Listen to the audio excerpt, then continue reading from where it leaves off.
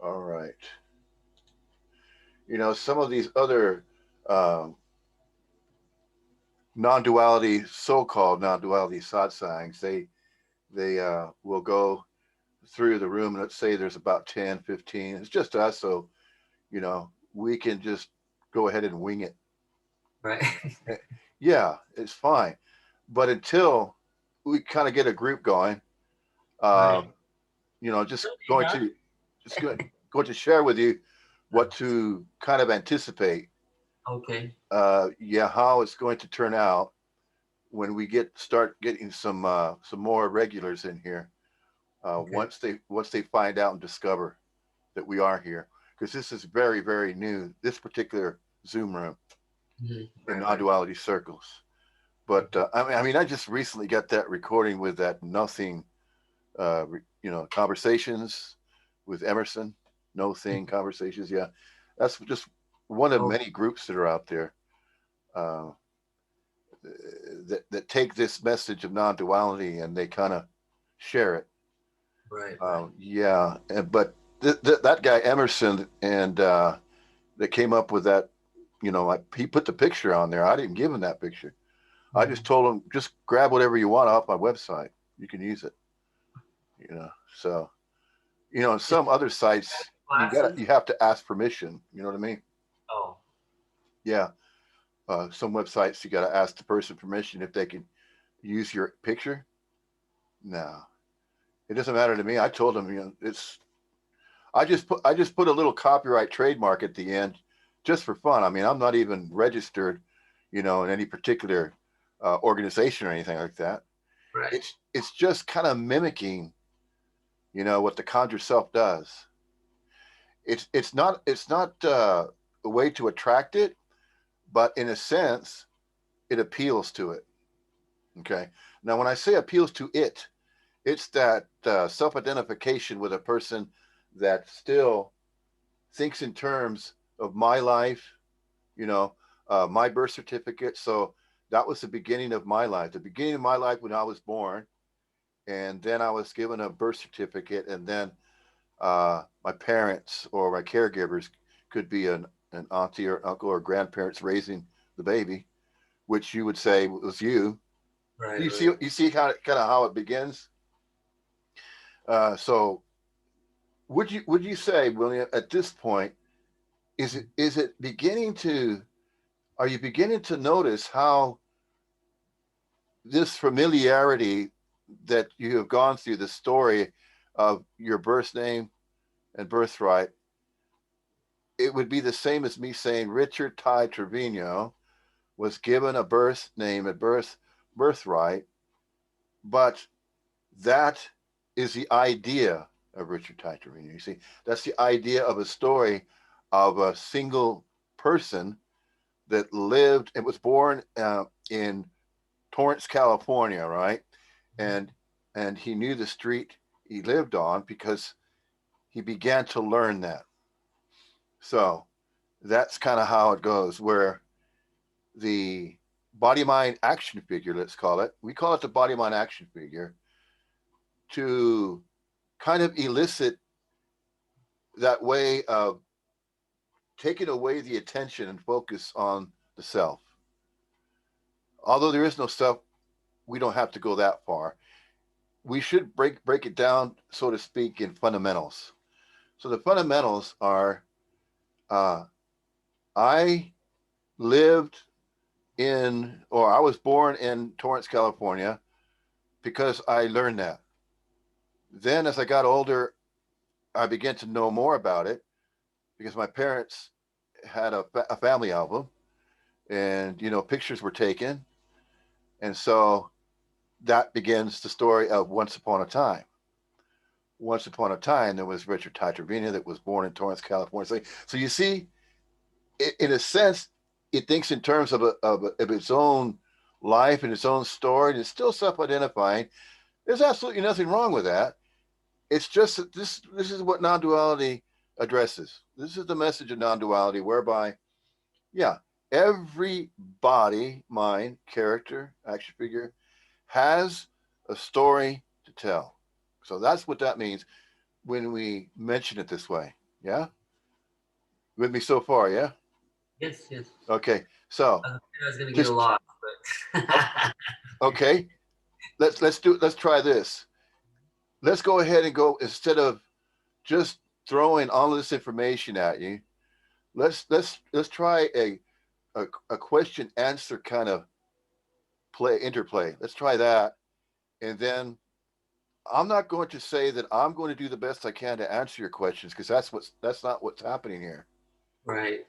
I know that's a funny way of saying, I'm here, and you see me in the camera, and you know where you are, right? Because you could say, well, yeah, you're in that town. What's the name of the city you're in again? Smith River. Huh? Smith River. Five Rivers, Fifth No, River. Smith. Okay, all right. Smith. So You hear me? William Lockwood is in Fifth River. Yeah, Were Smith. you born? Was William Lockwood born in Fifth River? Huh? No. No. Which city was William Lockwood born? Wairika. Huh? Wairika? Why Rika? Yes, sir. Hmm. Okay. Okay. So so before you moved from Wairika to Fifth River, what was going on in between that time? A lot. A I lot. was born there and then here. I mean, I don't know. I was simply saying you. Quite a few pages, I guess you could say. Yeah. Well. Yeah. We all have quite a few pages. Mhm. Let's say Richard Ty Trevino has a whole freaking many pages of the story as well. Wikipedia. Yeah, well, everybody has a story to tell, and it just Correct. apparently appears to be that way. And so, what happens when we become the narrator? If we start recognizing the narrator, we feel Mhm. kind of funny about it. If somebody else, let's say, let's talk That to be kind of makes sense. It somebody else makes begin, huh? it makes sense to be considered the narrator. I mean, Yeah, you're narrating your story, your experiences. yeah. So The there's experiences, and we're not going to say you anymore, and we're not right. going to say me. We're not going to say you and me, and I'll tell you why. Let's take it from there because this is still new to William Lockwood, isn't it? Hmm. It's not while you think, what the hell is this all about, right? You're still probably I thinking, feel like yeah, huh? I feel like I get it, but I don't actually uh, completely feel it. Okay, okay. Let's start it from there. Let's start it from there. Very good. I'm glad you said that. Anything that pops into your head, pops into William Lockwood's head, go ahead and share it. So let's take that then. Okay. Mhm. So break down that statement you just said. What's the first part you just said just then? I said I think I basically understand, in a sense. Like Okay. now I don't remember what the hell I No, no, said. no, that's okay. Break it down. See, you're thinking too hard on the question. Just Mhm. simply shorten it, short and sweet. Subject, predicate. Just a real short sentence. I, I'm I feel like I thinking about, yeah, grasp it. Like there's a grasp it. grasping. Like I understand the concept of, Understand, yeah, but I concepts. don't know if I actually feel it. Okay, well, I don't actually like. I get it, and like I tell myself, well, this is like I had a really bad day the last couple of days. I I know mean, you told me about your mom. I know it's tough to it go was through. just and it escalated. It was like worse and worse. So I Yeah, really it was a very. I I told know. myself this is a very interesting chapter. I mean, you Yes, know, it was stressful for me, and I was like, how very. do and Very. I use a lot. You're her son, and it's the roles are turned around, aren't they? She Yeah, raised you and took care of you. Now it's the other way around, isn't it? And so yeah, that feels awkward, and it feels. Of course, you care about your mom. You don't want to see her suffering. You don't want to see her hurting in any way. But what can you do about it? yeah, You can try to make her feel better as much as you can, and then the doctors, they should provide some kind of advice. But you see, the way that the medical field is in America, it's not like here where you have free healthcare, NHS, right? Okay. NHS is free healthcare. Over there, it's all privatized, and you got to have some kind of a insurance, policy of some type, right? Some Right. medical insurance. And if you don't have that, then you may not get very good treatment. I know it sounds cold and shallow, but that's the Oh, truth. I know it's true. I know it's true. And that's what will make you stress out even more, because I know it did with me. When I was there with my mom, and it was very frustrating, but not too bad because my dad had already set her up, and has uh, what do you call that? The 401k from her job, and Mhm. retirement pay and things like that from the company she used to work for. It's Right. a child care center called La Petite Academy, right? So La Petite Academy is kind of a nationwide child care company or facility for for young children. Okay. And so she was a director there. She started out in the kitchen.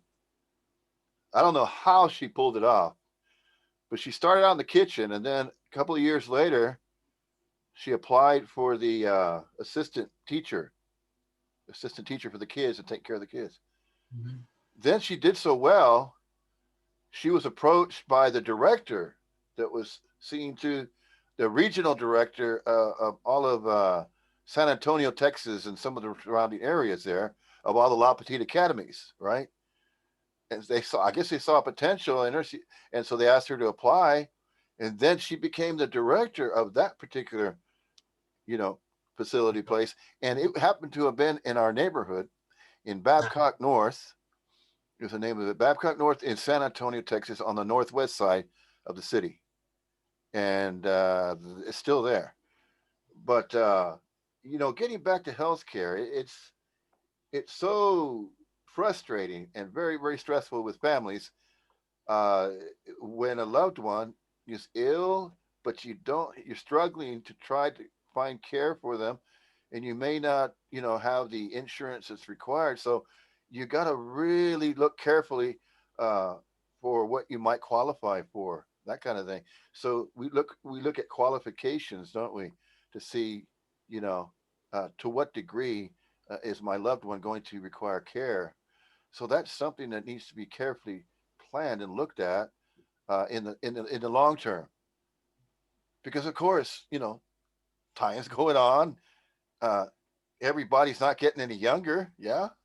Apparently not. Well, yeah, apparently not. And it's been this way all along. I mean, you can't just say that, well, aging happens. No, you can't just say that. That's kind of cold and shallow, because somebody might actually figures that are aging, they're not it's not feeling too well for them. Some of them Right. have conditions that they cannot help. They were not born with them, but that's what is said. He said, "Well, I was born with a certain propensity, and then let's say allergies. This Mhm. body might actually had severe allergies, so they had to take the carpet out. My mom had to get a company to come into the house and where I grew up in, and take all the carpets out because I was sneezing constantly. The dust was very, very, um, Right. it was a problem for me to even breathe. It almost seemed like as though I was afflicted with asthma, but it Mm. turned out to be dust that I was very sensitive to in the carpet. So we had to go to wooden floors. But that, man, that's just one little example of the story that I'm sharing with you. And see, you have stories based on you have certain family members, and then your parents went through certain type of relationship together and all that sort of thing. And so that's all this is.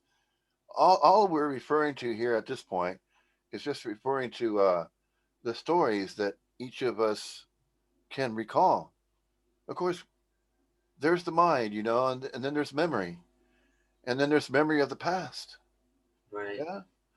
So it's okay to talk this way, speak this way. Although we will go if you were to see, well, you already got a sample if you saw Jim Newman, right? And you Yes. saw the way that it was just kind of like almost a two-way scene interview. He Right. was he was saying that everything and nothing, this is simply this and all that. He started his little introductory.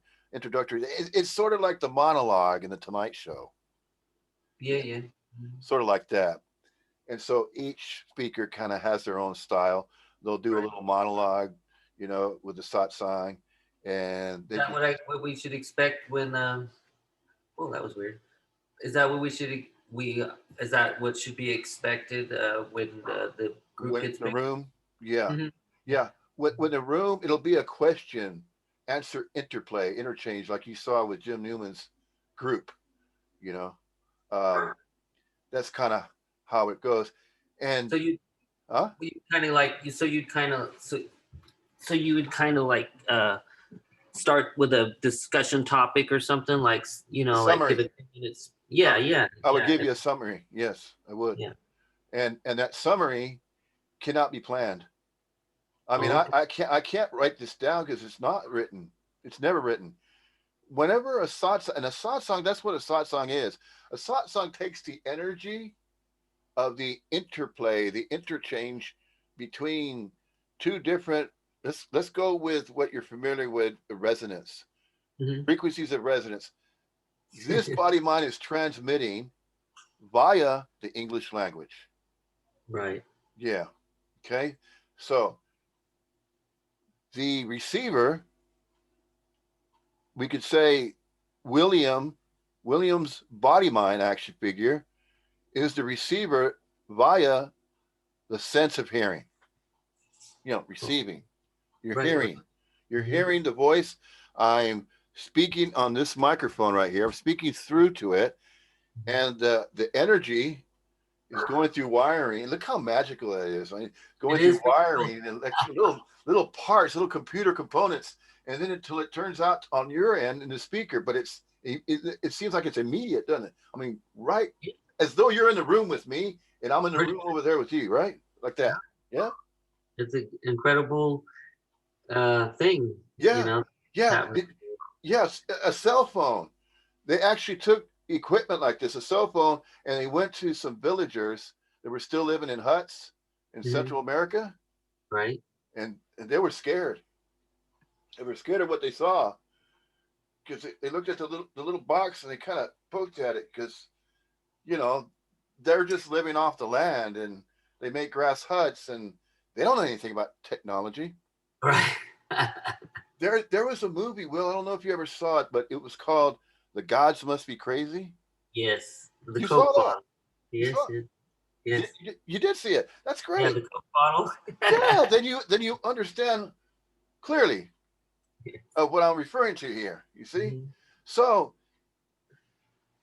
yeah, what's it was kind of helpful is the fact that we already have this much in common in a sense where you've been in California and I was born in California and I'm from Redondo Beach, Torrance, and that's in Los Angeles, right? Los Angeles, California, and uh, and so right there, our our action figures can kind of have something in common there, and another one in time.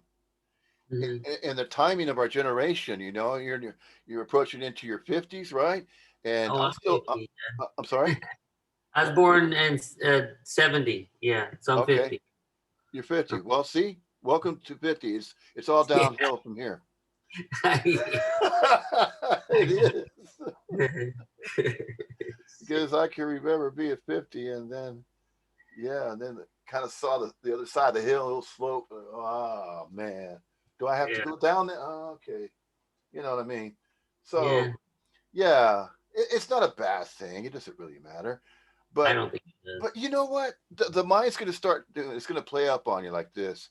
It's going to look at all the pros and cons of the life that it lived, the life that it thought it lived. See, that's non-dual. What? Non-dual I'm sorry. is noticing and admitting. You know what? I know I lived my life. I'm still calling things mine because I believed it. I learned it, then I knew it, and then of course, I believed it. But it all goes stems back to the learning. What Do have you you work learned? on yourself like that, Richard? What? Do you work on yourself like that when you say my? Do you tell yourself, "Oh, that's not who I am"? No, I don't even think about it. It's just blurted out spontaneously now. Hmm. I don't even plan it. That's why I'm saying Did you? nothing's Did ever you? written, nothing's ever planned. It's just a conversation that happens a life of its own. Did you have to work at it? I No, mean, with never, no, never. No. it's all The way click. you're hearing me express like this Mhm. is not to say that I've always expressed this way. Okay. Correct. But the expressions, Mhm. when they're heard in a particular language, will, of course, obviously stick with English. Mhm. I'm not even going to go into the other languages because they're irrelevant. So we'll just stick with English here. Why? Because it's a modality of interplay that is immediately apprehended. It's an apprehensible communique going on. Mhm. Now, this action figure was really into ham radio. Uh, you ever seen those ham radio antennas up up over houses? Some houses they Oh, have these the big antenna. ones. Yeah, the big, massive ground planes. They're Uh-huh. ground plane antennas that some have radios. Some have four radios. Others are moon rakers. They have massive moon. I mean, these things they have to be up at least 50 feet. Yeah, I remember seeing those when I was a kid. Because we had to watch TV. Yeah, and when a ham operator keys up, sometimes the electricity, the lights flicker in the neighborhood Oh, because that guy's running some serious power when he keys up. You wow. see, and and when I was a truck driver, we had CB radios in there, but it wasn't like the Breaker 19, Good Buddy, convoy movie kind of thing that came out in I like 1970s. that movie. With, yeah, with Chris Christopherson, wasn't it? I don't remember his name. It was Yeah, it's Chris Rubber, Christopherson with the Rubber beard, Ducky. right? The guy with the beard. Rubber Ducky. Remember Yeah, Rubber yeah, Ducky? yeah. 10-4 rubber ducky and all that. So, That's what it well, was. Yeah. yeah, it was like that in the 70s. But then, I wasn't really, I wasn't driving trucks back then.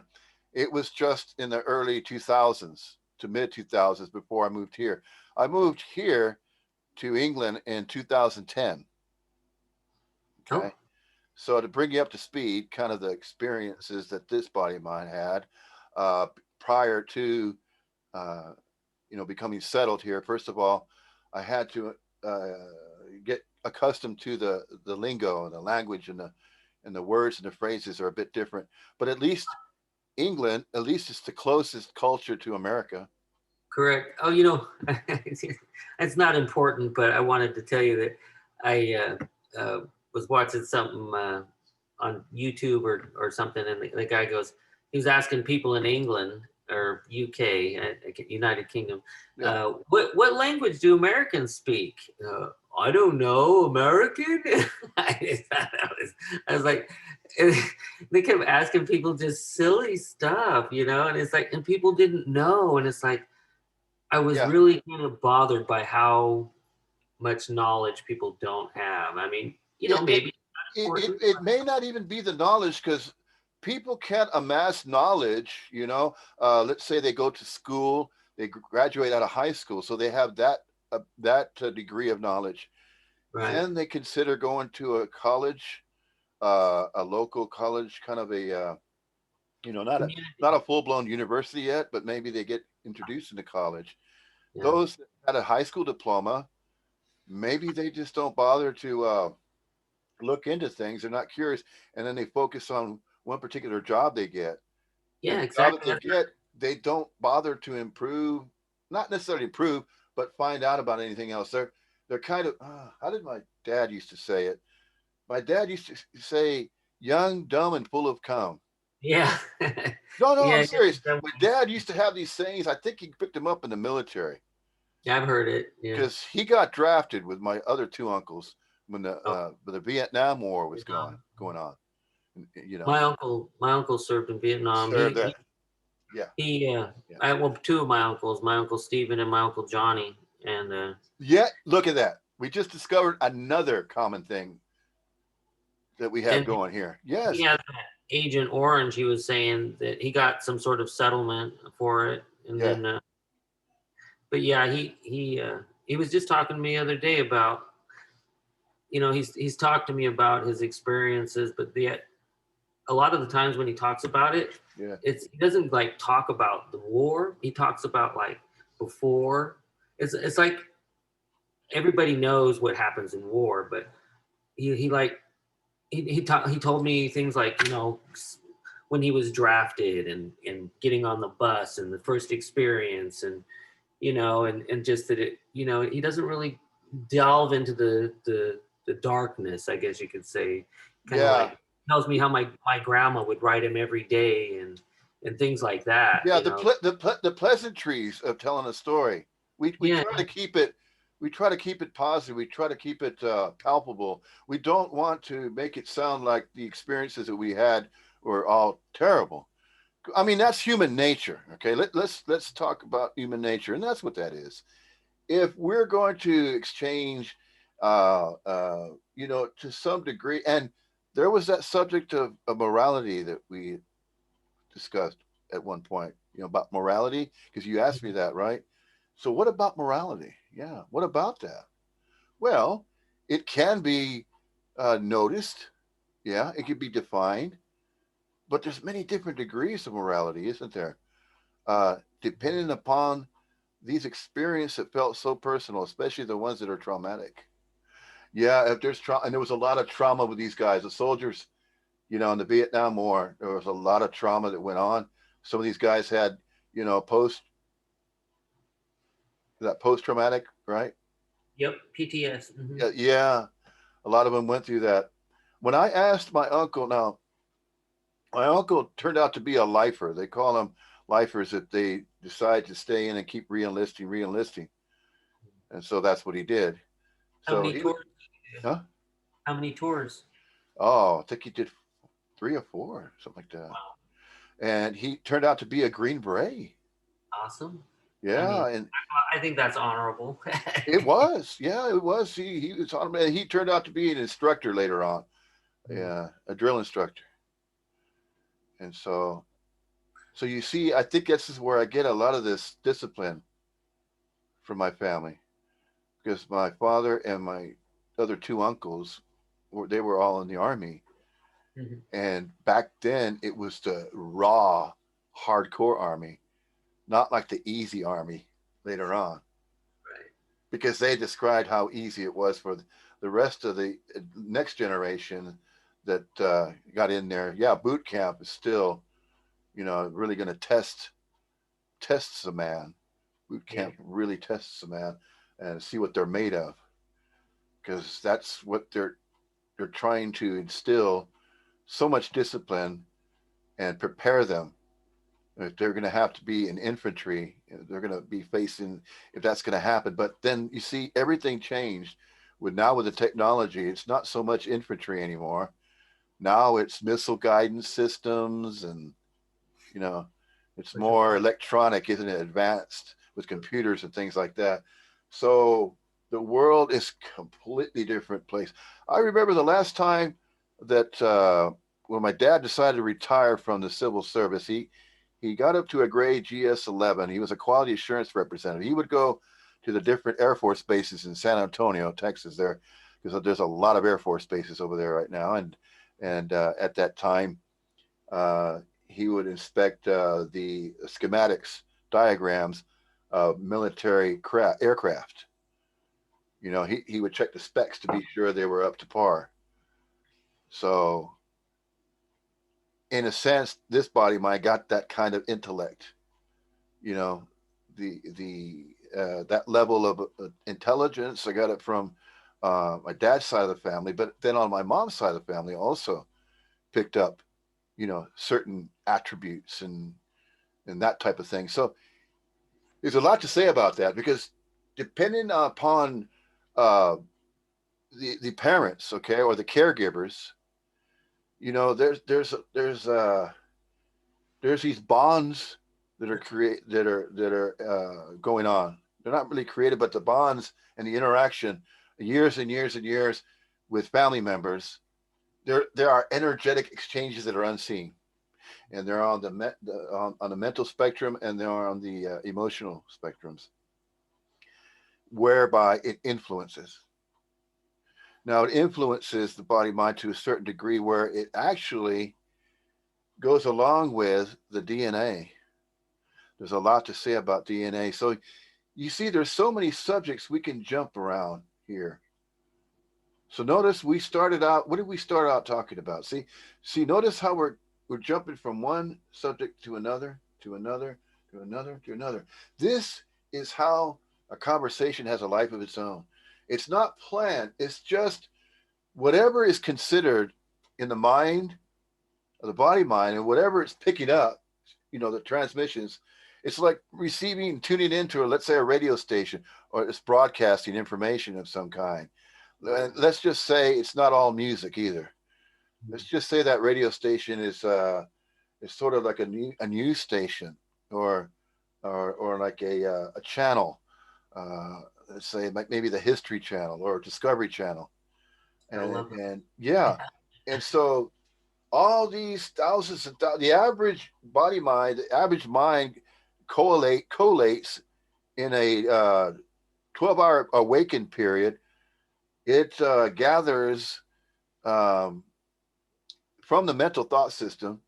Okay, when I say mental thought system, that's always broadcasting and carrying these sine waves of all these stations. When I say stations, in terms of each body mind has a mind, and it's apprehending thoughts and then letting go of some, capturing some and then letting go. But there's so many neurons firing, and it's just millions and millions of different, thoughts and things like that going on. And the synapses, it doesn't fire in any particular order. But with some body minds, there is a distinction. And this is where we get into some very, very technical arenas in terms of consciousness and how the mind operates and the synapses that fire. I mean, remember that spark we were talking about between neurons that jumps like a spark plug, that little spark jumps. And in that spark contains thousands of bits of information, just like in a computer. That's why we could get a computer to process, and we can come up with artificial intelligence AI, but it will never be able to match the speed and the processing by which the carnal mind operates. It's just too many synapses firing, and it's such a sequential that you can't capture the pattern, because there isn't a pattern. It just looks like gibberish. When let's say a uh, a brain surgeon, for example, can you imagine how much schooling that a brain surgeon would have to go through in the medical field to become one? That must take a lot of information to absorb, right? Yep. And that's just one field, the medical field. I mean, it's and then what's really interesting, noticing that it seems like there's certain uh, uh, culture or a race of people from India with very, very long names that become doctors, physicians. I don't know if you noticed that. I mean, The even in that movie, that comical one with Kumar and Harold. I don't know if I've seen it. I mean, I know Kumar, but I don't know if Yeah. I his. Anyway, in the movie, Kumar's dad was a doctor, Mhm. and Kumar's dad wanted him to go to medical school, Right. but all Kumar wanted to do is smoke pot, man. You want to smoke weed all the time, right? Well, I don't know if you ever seen that when they go to White Castle, right? Kumar and uh, Harold go to White I Castle. remember that he smokes weed, and that's Yeah, probably about all. yeah. They're sort of the equivalent to almost like the next Cheech, generation of Cheech and Chong, right, right. because Grew Cheech up and with Chong them. was more our generation in the 1970s, up in smoke and I nice. remember. Well, Yeah. it don't matter. No, go ahead. I was gonna say, I just remember in the Cheech and Chong. Cheech. I can't remember who's. I think Cheech is the Mexican guy, right? Yeah, that's And right. Chong's the other guy. Yeah, Okay. Chong is the bearded. glasses. Right. Yeah, bearded Well, one. Cheech is in there playing. I don't remember if it's one or two, but he's in there. Mexican Go Americans. get up early in the morning because they don't have Right. to. And then Yeah, I remember that scene. Yeah, Tom yeah. comes in and he goes, he goes, beaners, Oh beaners. yeah, Chong. Yeah, Yeah. Chong say, It's like he thinks he's singing the same song, and there's like, I just thought that was well, it was kind of a way to make fun of the race, and that kind of thing. yeah. It and back then, I mean, anytime really, if the body mind cannot laugh at itself, then it's taking life too seriously already. Yeah. It's not offended. You know, If it gets offended, it says, "Oh, you're being discriminated. You're discriminating me." That's when it's too full of itself, and that's where you get the conjured. The conjured self starts spinning it an orbit around a mind that it thinks it's its own, and it thinks it's living its own life. And how dare you? It goes like that. It goes off and trails off that way. Conjured selves take life way too seriously. You know why? Because they're taking life personally. There's just life. There's just life. It's running its course. Nobody can control life as it runs its course and whatever arises. But no, no, the conjured self does what? The conjured self takes life so personally, and that it takes life of its own accord. It believes it has free will, accord, and volition. What free will, accord, and volition is in terms of my own taste, my choice of what I want to hear, and my choice in how I'm going to look at somebody else, and then I'm going to critique or judge them. They think in terms of not necessarily superiority, but they're always thinking in terms of, well, are they better or worse than me? right. You see, and it's never like that. The conjured self is very discriminatory, by the way. The conjured self is very discriminating, and it's Like very judgmental. that. Yeah, that's what I was gonna add. Yeah, judgmental. Yes, it's very judgmental, and the reason why it's judgmental, why? Because it's hop on board some religious denomination, because you know very well the hell and fire damnation stories that the old time religions were always peddling. When I came Fear. out, when Yeah. I came out to my mother and Yeah. her husband, No. her Yeah. third, uh, Yeah. uh, I told him I was gay. He goes, you're gonna go to hell, right? Oh. I was like, at that point in my life, I struggled with that because I was of a religious mind, Yeah, but So that's cruel. That's cruelty. They shouldn't have said anything like that. But you see, that's ignorance. You realize they were ignorant, right? yeah, because I said to Yeah. myself, if God can't love me for who I love, then how that that just doesn't it doesn't make sense to me. Yeah. If it's true love, there's a difference in my mind of somebody.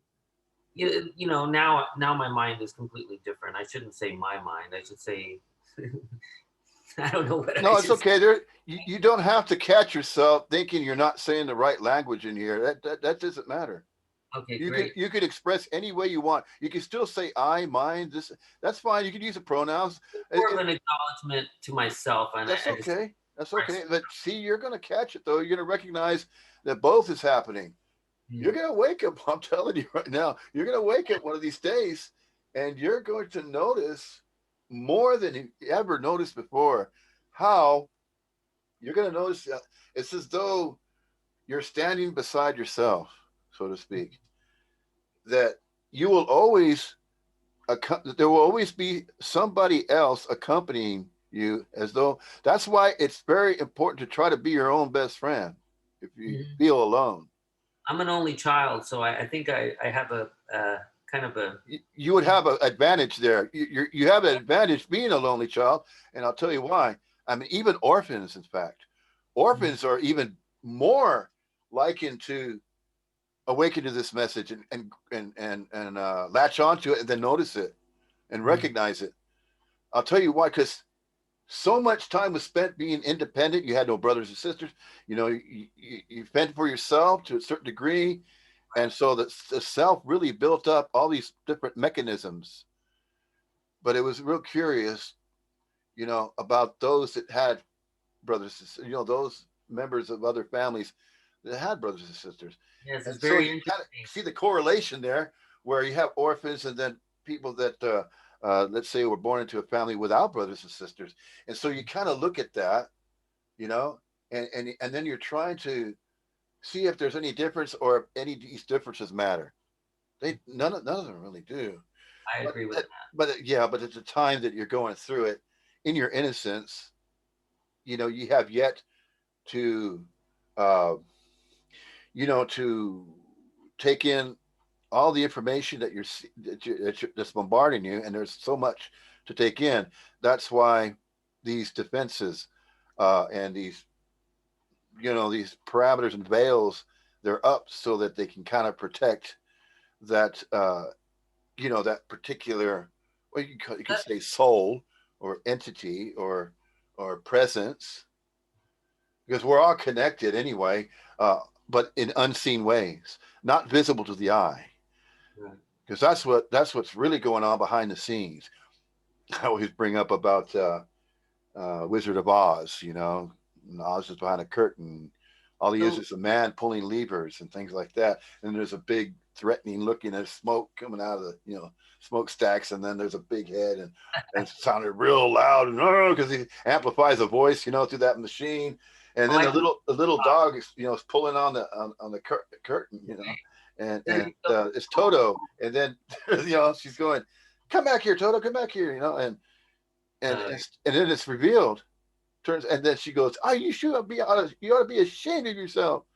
What you say? There's a lot to say about that movie, Wizard of Oz, because it's filled and it's replete. It has a lot of information that, if you pick up on it, that's one of the best examples of, if there was ever a non-dual movie, that's a non-dual movie in a sense. When I say non-dual movie, because the contrast and the interplay that's going on there is very, very close to what happens when the falling away and collapse of a self-conjured self begins to notice that, hey, wait a minute, I'm not that. So it's back here now, and then it's watching. It becomes a puppeteer, but it's not becoming a puppeteer. It begins to become aware, or the awareness and the recognition that it was a puppeteer all along, but it was self-identifying with a puppet. So you see, that's kind of how it goes. And then when you see movies like Wizard of Oz, Alice in Wonderland, that's another one. Alice in Wonderland, Wizard of yeah, Oz, and then The Matrix. yeah. The Matrix brings up about the rabbit hole, and then it's all the same message, but it's presented in a different way. And some movies are so uh, clear in the messages that are in them, that even the producers that came up with the movie, it wasn't their intent for that to happen, or for that to bring up and incite these kind of imagery, this imagery, and these Is and that the the mystery of, subjects. Yeah. is that part of the mystery of the unknown? Oh yeah, the unknown. Well, that which is unknown or unknowable is Mhm. simply relegated to that which is simply unknown. So that's just simply part of the not so. Would I be trying to know it? Is that what's going There on? is no try. There's only do. Just like, remember little Yoda. There's only do, no try. Yeah. So you're really, you're not even doing. But what Yoda was trying to lead you, it's just to notice. So notice that all these efforts to try, and you think you're going to get certain kinds of results because you're trying to improve a version of yourself, and you think you're going to get somewhere else. In other words, No. it's always reaching to become a better person. So it looks for self-help books, you know, and it looks for these motivational speakers. So it thinks that, yeah, maybe if I go there, I'll gain more self-confidence, and if I get the self-confidence, then I'll be able to go out and find what I'm looking for, because I'm still seeking. I'm still looking into the meaning of life. I want to find meaning in my life. See, it starts going there. It starts saying, oh, there must be a meaning to life.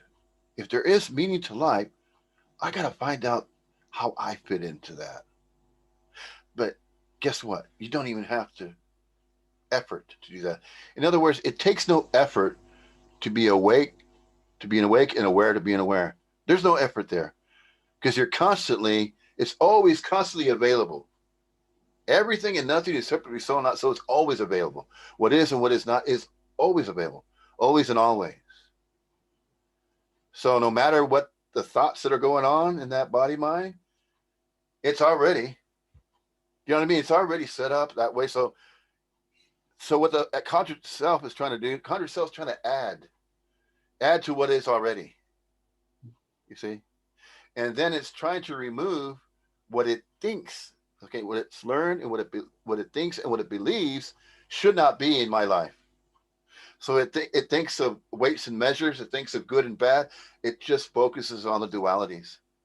I want to be all good, so I'm going to start collecting all the goodness in my life. That part's hard for me a little bit. I mean, the idea that, it's not like impossible. I just, there's a small bit of resistance in me that says, how can that be? Yeah, but that's How good. See, you're continuing to question, and you just keep going with the questioning because that's all right. Stay in that mode.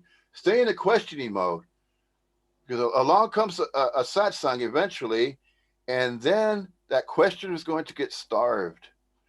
And the way to starve a questioner is to answer every single question that they're asking. is that why I hate to say it, but I was, after I felt like I know that I no longer need to seek, I That's know right. that. Yeah. Well. Yeah. So I found myself going, what the fuck am I gonna do? Excuse Yeah. my Yeah. What am I going to do now? I'm bored. You know what I mean? it's, If I can't seek, I'm going to be freaking bored. So what do? Yeah. Like that. Yeah. I've had to find things to fill my time, and then and I'm constantly having this back and forth in my head, like, you know, uh, just just That's because your head's getting in the way of what already is. it's probably pretty clear when I just said I'm that, being right? honest with you right now. I'm really telling you like it is and is not. But the way it appears to be, the way it is what the conjured self focuses on. It Hmm. doesn't understand what it's not. It's only focusing on what it believes is. See what it believes is. It already is, and it's not. But let's refer to is, because that's more relevant to what the conjured self thinks it is. See, it gets interferes with what was already laid out. Okay, everything's already laid, even before it was born. Okay, and when it was born, it took on that self identity. And it Hmm. doesn't really matter at what point it happened. Normally, it occurs somewhere around the 18 months of time of showing up. There's a 2-year-old baby. So once it's 2 years old, then that's when it begins to develop a sense of a separate self. Terrible twos. My toy, yeah, my toys, The my terrible bottle, my my crib, my parents, my mom. Yeah, see, it all goes into my mode, the minus. You know, and there's nothing wrong with that. It's just apparently appearing as though that's the process that's happening. But unbeknownst, the little infant, the baby is just innocent. It's reacting. It's going to react just like a cat or a dog reacts to the way you treat it. can You I know, can I yeah, go ahead. Yeah. Jim, right? Yeah, Jim was talking to. I was watching one of his meetings. I guess I don't know the proper Yeah, term yeah, for they're it. just satsangs. They're just called satsangs. Yeah. And I was when he was speaking to one of these persons. I don't remember their name. He had a newborn baby Uh-huh. or a baby, and uh, Jim said, "How does it feel to look into that baby's eyes and know nobody's there?" 'Cause, Yeah. and I felt so. There's a I guess it was I should say that there was a sense of worry. It's like because some people they hear that message, like there's nobody here, nothing matters, and Yeah. it's like I was listening, and this is when I started the non. I think it was probably after my first non-duality meeting with you and Yes. Conjured. Yes. I listened to Alan Watts, and he goes, that something about, well, then you should just kill you. You'd be better off killing yourself. And I thought, oh my God, these are kind No. of No, some but people take see, that message and they might. see, you're getting into some radical non-duality before hearing the fundamentals. You got to go to a lighter touch of a non-duality speaker. You don't need to hear things like that because it's not. You could say go so far as saying you're not quite ready for that. I Uh, agree. yeah, I think that's too much It to could send take. somebody in the wrong direction, is what I'm saying. It's Yeah, because I if I were to recommend a non-duality speaker, Paul Hederman, just check him out. Don't look into these other guys because they've been at it uh, in terms of expressing the non-duality message, but it's a nihilist kind of approach. It's what's kind of referred to as um, uh, how can I put it? Not necessarily advanced non-duality, but it's quite extreme. mm, Yeah, it's a bit too much. I would recommend Paul Hederman. Try to stick with that. There's plenty of material, plenty, and uh, Paul Hederman's action figure got into um, Alcoholics Anonymous AA. oh, okay. Yeah, and he was into spirituality. He was a seeker and all that. He went. He could tell you the story. I mean, you can actually meet him at any of his free satsangs. He has a website. In fact, I'm not recommending him, but I would say start checking him out and his material, and try to stay away from Alan Watts and Jim Newman and Tony Parsons. These guys are they're too blunt. I don't mean Right. it. They're not doing it on purpose. They're not doing anything on purpose. They're No, just no. expressing some really hardcore. You need the fundamentals first before you can take the hardcore, so to And speak.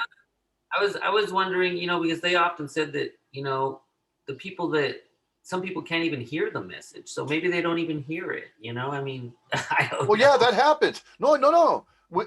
That's true. What you're saying, but then there's the conjured self that's still new to the message. Right, right. So it's taking whatever the non-duality speaker, the neo-Advaitin, whatever that neo-Advaitin is expressing, it's taking that personally and it's going to try to apply it to itself. How can it apply something that doesn't really? It's not really speaking and addressing that.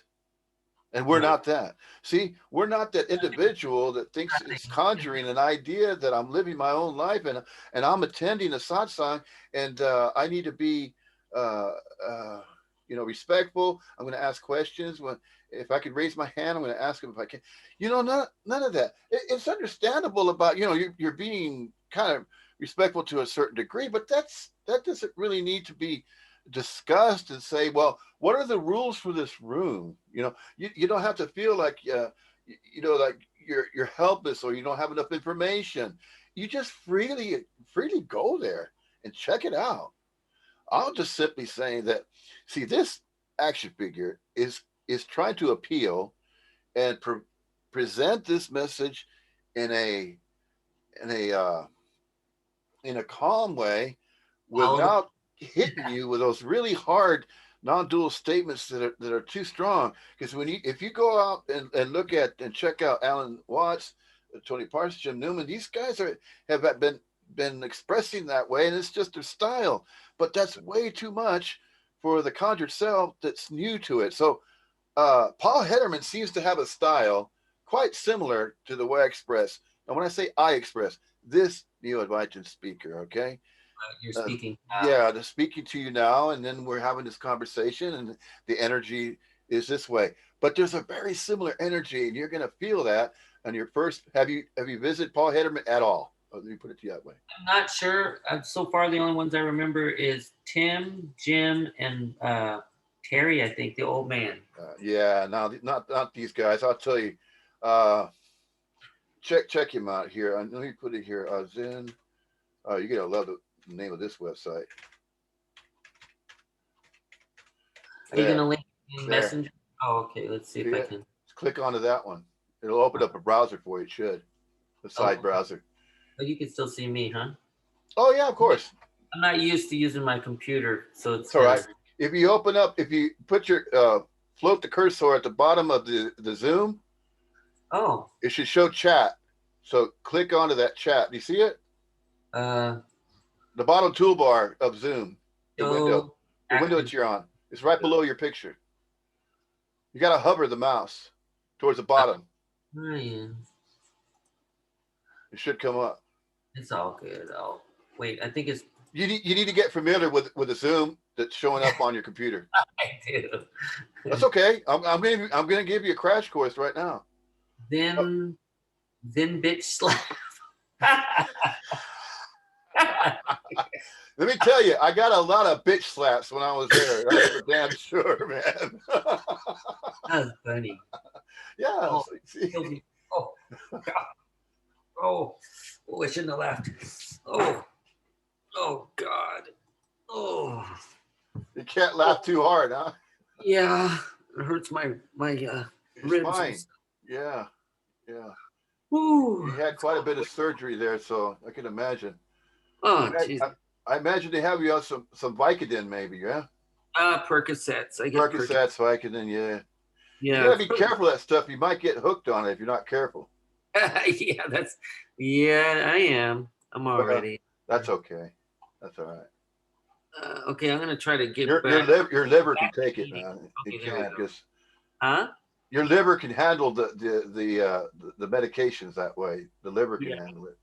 I used to be on fentanyl, but that was Yeah, before my surgery. I yeah, didn't know I had a broken back. I mean, yeah, my back's fractured now, but yeah.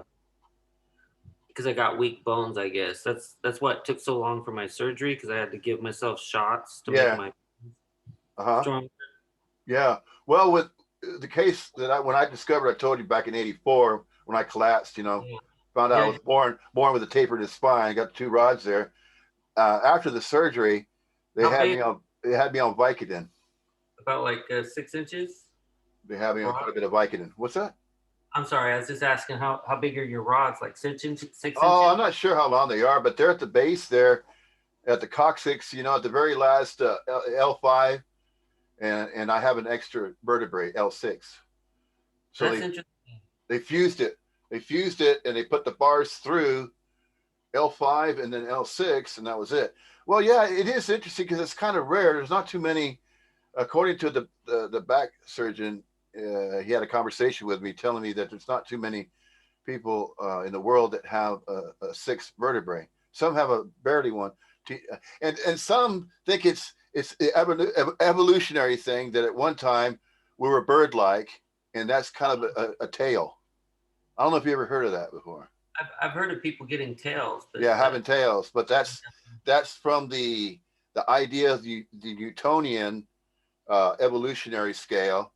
From the oceans is where we're from, and then from the oceans we went to land, and then from land we went to mammals, and then right. mammals. But that's again, no, no, really, that's conjured. Nobody really knows it's like that, but they were trying to make sense, and there was an interpretation. So there are innumerable interpretations and stories about the Earth, the story of Earth.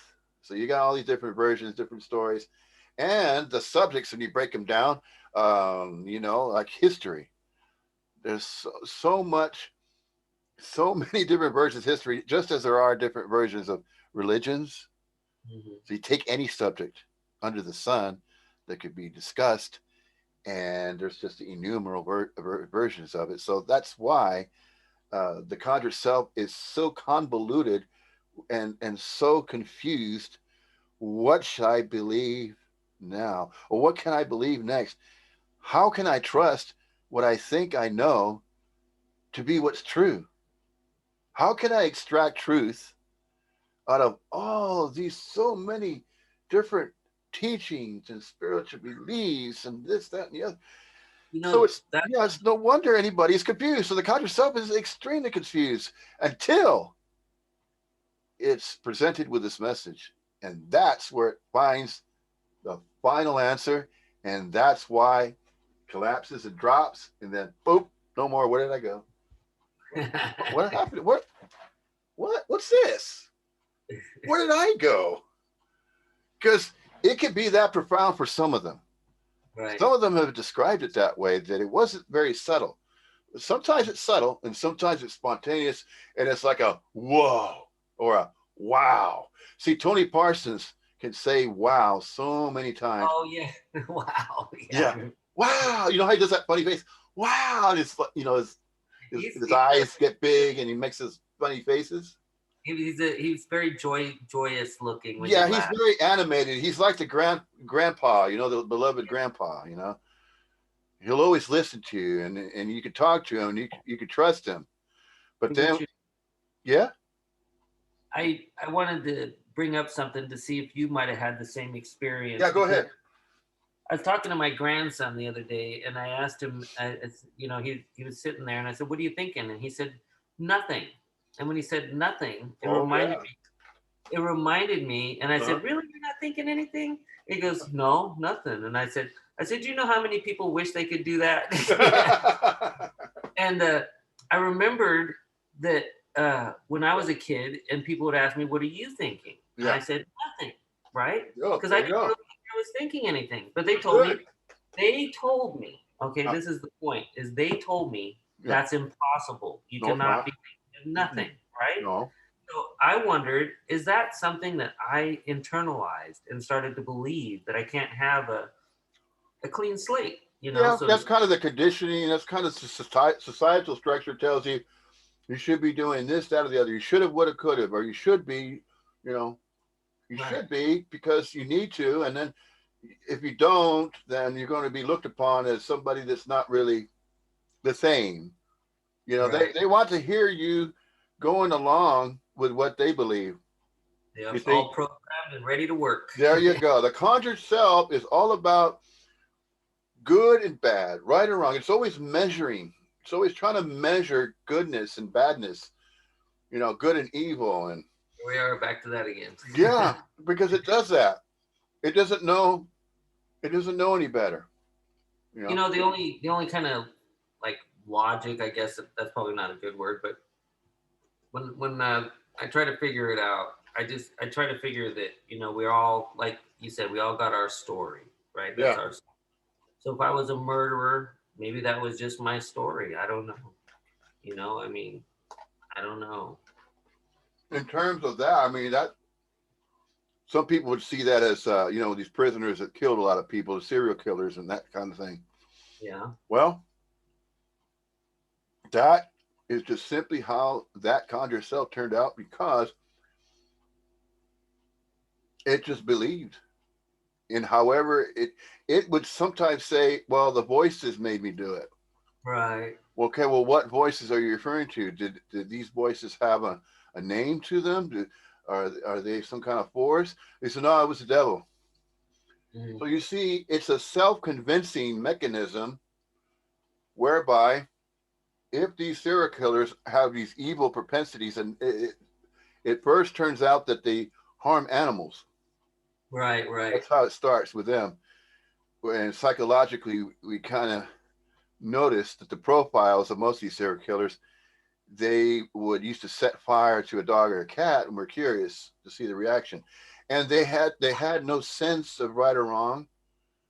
They Or just they were right. just yeah. It was just a reaction, and a lot of times when the psychiatrist is checking the the uh, the level of awareness or the consciousness of the state of mind that particular person's in, they usually find trauma. They Right. usually find some kind of abuse Yeah. and serious abuse. Though I'm referring to like Goodwill Hunting level of abuse, like that. So you've seen the movie, yeah, Goodwill Hunting, I right? only remember the chalkboard. Yeah, okay. I don't really. And It uh, might it might be helpful who's if you kind of look at that oh, movie again if you have a chance. Yeah, yeah, yeah, I should. yeah. Did you know you could get movies for free online? Some, yeah, YouTube. Let me put this website for you so you can get this free program. And then, if you figure out how to use it, then you could get free movies of all the past movies that are out there, and they're AVI um, files. They're AVI files, movie files. Bitlord.com, right there. If you go to that website, there's a program called BitLord, and what it will do, it will uh,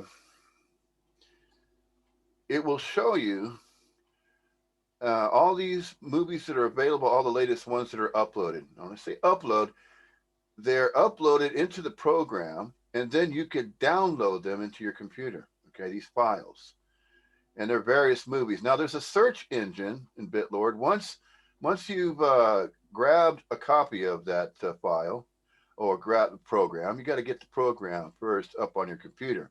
Then you got to set it up, just like you set up Zoom, right? Yep. Yeah, same thing. But with this program, it's just for watching movies. But the thing of it is, there's no charge. That's what's great about it. So this, I'm gonna still say I I still was always looking for freebies, Hmm. anything that's free, because I'm already paying for the the use of the internet. Virgin Media Yeah. is what's over here in the UK. It's very prominent. BT Internet and Virgin Media are the two giants over here Oh, Virgin Media. in Hmm. the UK. Yeah, Virgin I Media. heard Well, Richard Branson. I mean, where's he right. from, right? Yeah. So yeah, Virgin Mobiles. yeah, Virgin Mobile. He even has Virgin Trains Wow. and Virgin Aircraft planes. Didn't he do a space flight or something like He's that? planning on a one-way trip to Mars. You're Wow. not coming back though. That One went. way. You're staying there. Good I luck. couldn't do it. I wouldn't. I would not sign up for that. I don't know why you'd want to leave this. Yeah, this planet. It Yeah. has everything we need. I don't think there's much for anybody up in Mars, really. What does Mars have to offer that Earth cannot? Maybe just for the experience. I guess they want to set up a biodome, don't they? Yeah, Yeah. yeah. I'm sorry. I heard. No, I'm just saying that they want to set up a biodome on Mars. I don't remember exactly. I know Elon Musk is like the Yeah, happening right now. So which investor. He's one of the investors, isn't he? uh, I guess so. I think so. I think he is. I Yeah, thought it was like the main leader, but I don't really yeah. know. Well, there's Uh, Richard Branson's going to fund it. do you know that you remember when I mean for me Yeah. and you like Star Trek and Yes. Star Yes. Wars, right? Yes. Yeah.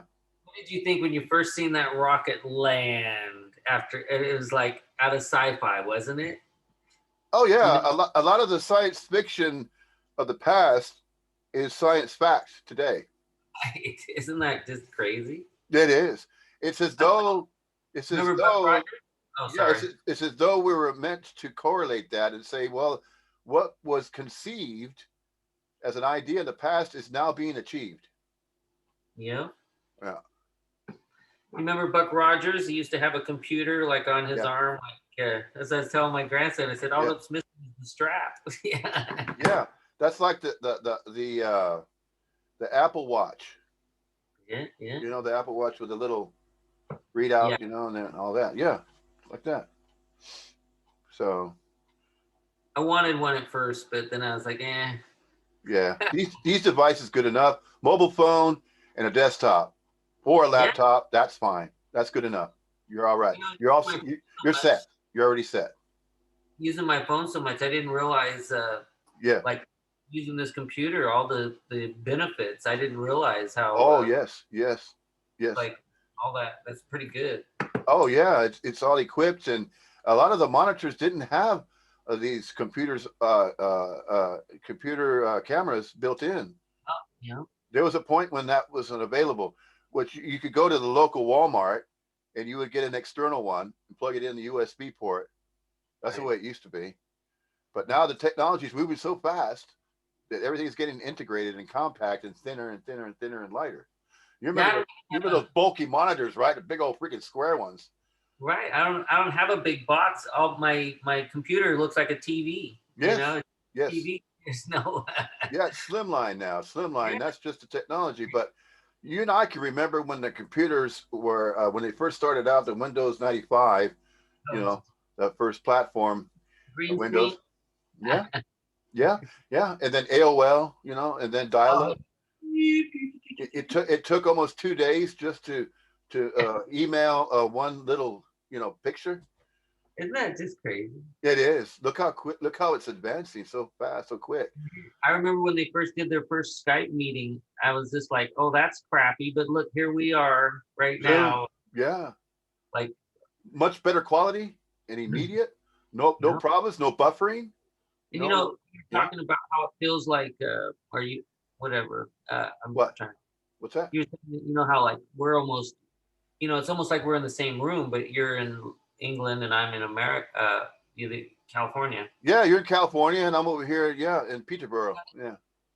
Sometimes when I'm watching the TV, it's like it's so clear that like you said, it's almost like a window. It's like you could just reach in and Yeah. It's like, just hi, like how you being there. The next best thing of being there. Yeah. Willy Wonka's. Remember? Yeah. Will- Yeah. Yeah. this is crazy. Well, yeah, the technology's getting so good now.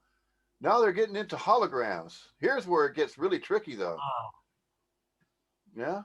And then there's the idea that these body minds, these action figures, are avatars in a video game right now.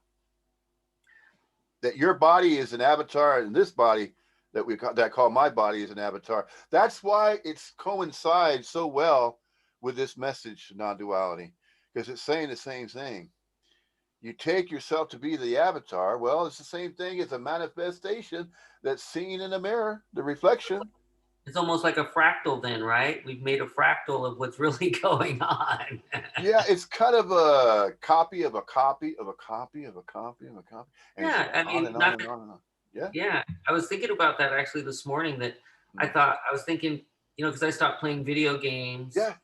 and because I lost interest, and Yeah. then I was like, oh, I gotta know, I gotta awaken my soul, I gotta find out my aim, and I gotta do all this, and then I found you, and Yeah. all of a sudden, I don't have to, Hey, no turning back. Sorry. huh? Yeah, there's No no. turning back, man.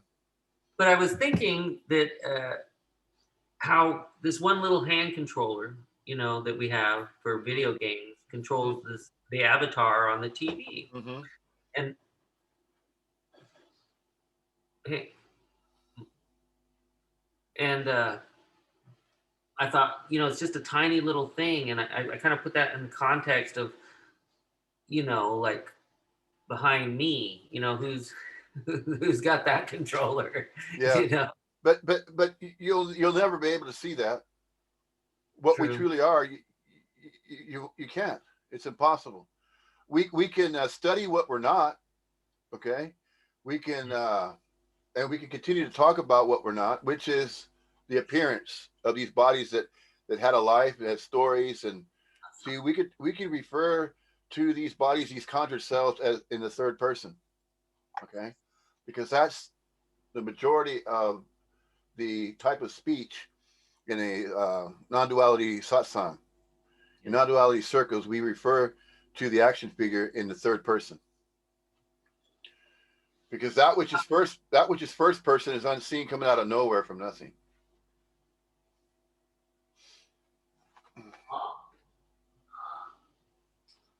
Hang on, I gotta help my mom real quick, Okay, Richard. it's all right. It's all right.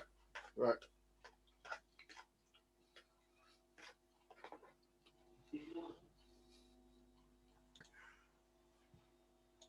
Okay. What was the question again? I said, is Leonard on a different level than? Is that why he's not here? I No, mean, no. The reason why is because his action figure is struggling with a cold. He's feeling poorly. oh, sorry Yeah, to hear. yeah. Well, he messaged me, but you should have him as a friend on your Facebook, Yeah, right? Yeah, yeah. yeah. Uh, I didn't know he was sick though. I just see his posts. yeah, I found out because I went in there and I asked him. I said, "You okay? You all right? You gonna make it to the Zoom?" And he simply said, "No, I'm nursing a cold right now. I need to get some rest." And all I put on there is "get well," and that was it. But maybe next Sunday. Yeah, yeah. Yeah, because that's what I'm going to designate from now on, Sundays, for our room here, for this All room. right, Count yourself. So yeah, regular. yeah, it's going to be Sundays. Yeah, because Saturdays, we should have some leisure time Right, right. for everyone that has the leisure time to use it however they want. Because most of us have jobs Monday through Friday, and if we do, what I want to try to do is just, you know, just give people that freedom to Yeah, either you can make it on a Sunday or not or whatever. Yeah, so we should try to have kind of a routine for because sure. when we show up here every Sunday and it's consistent, then People, maybe I think what's really hindering a lot of others is that although you're able to be up early in the morning where you're at, I think a lot of other people are struggling to be up that early. yeah, 7 o'clock on the New York time. So maybe Yeah, yeah, New York time. Yeah, so uh, let me take a look at that. Oh, India is coming up at 7 p.m. at night. wow. So when New York is well, I for some reason I see New York as 8:22. Oh, probably now. Yeah, Well, yeah, 8:23. There it goes. yeah. Eight Now 8:23 New York, and that's the morning. when we So start eight. our Yeah. when we start our meeting, it's at 7. New York is what I meant. Oh, New York time is Right. at 7 a.m., isn't it? Yeah, it's Well, 4 here, so it's 7 there. Is all I meant. yeah, yeah, yeah. I just remember that some people just not still not up that early because on a Sunday, then you have the church. Then you have the churchgoers. Right, right. So they're attending church usually around 11 a.m. and the service gets out at noon. Yeah, And then usually they have some lunch with their family after church. yeah. And you might catch them home around 1 or 2 if that's the kind of routine that's the routine I recall, growing up being raised in. Church family. Yeah. Yeah. I mean, really. You said So they were pretty hardcore, didn't you? Or is that hardcore, yeah, hardcore all the way where we had to go to church and that kind of thing. But it wasn't like the Catholics with a confessional. mhm. It wasn't like that because it's Baptist. See, the Baptists don't do the confessional thing. The Baptists are more like the jovial clap your hands and the choir, with a bluesy kind of style to it. Black Like church way? well, yeah, like Aretha Franklin. Yeah. Praise Lord, and kind of like man, what's his name? James Brown. Oh, yeah, there you go. Yeah, James They're Brown. Yeah. Can I they're the have first, an amen? the very Hi. Let me have an amen. Y'all hear time amen? I seen that, I was just like, I was bewildered because the churches I were, everyone was somber and quiet, Yeah. and Yeah. they're all Yeah, lively. In fact, you could go to Georgia, uh-huh. or actually New Orleans. You go to New Orleans, Louisiana, right?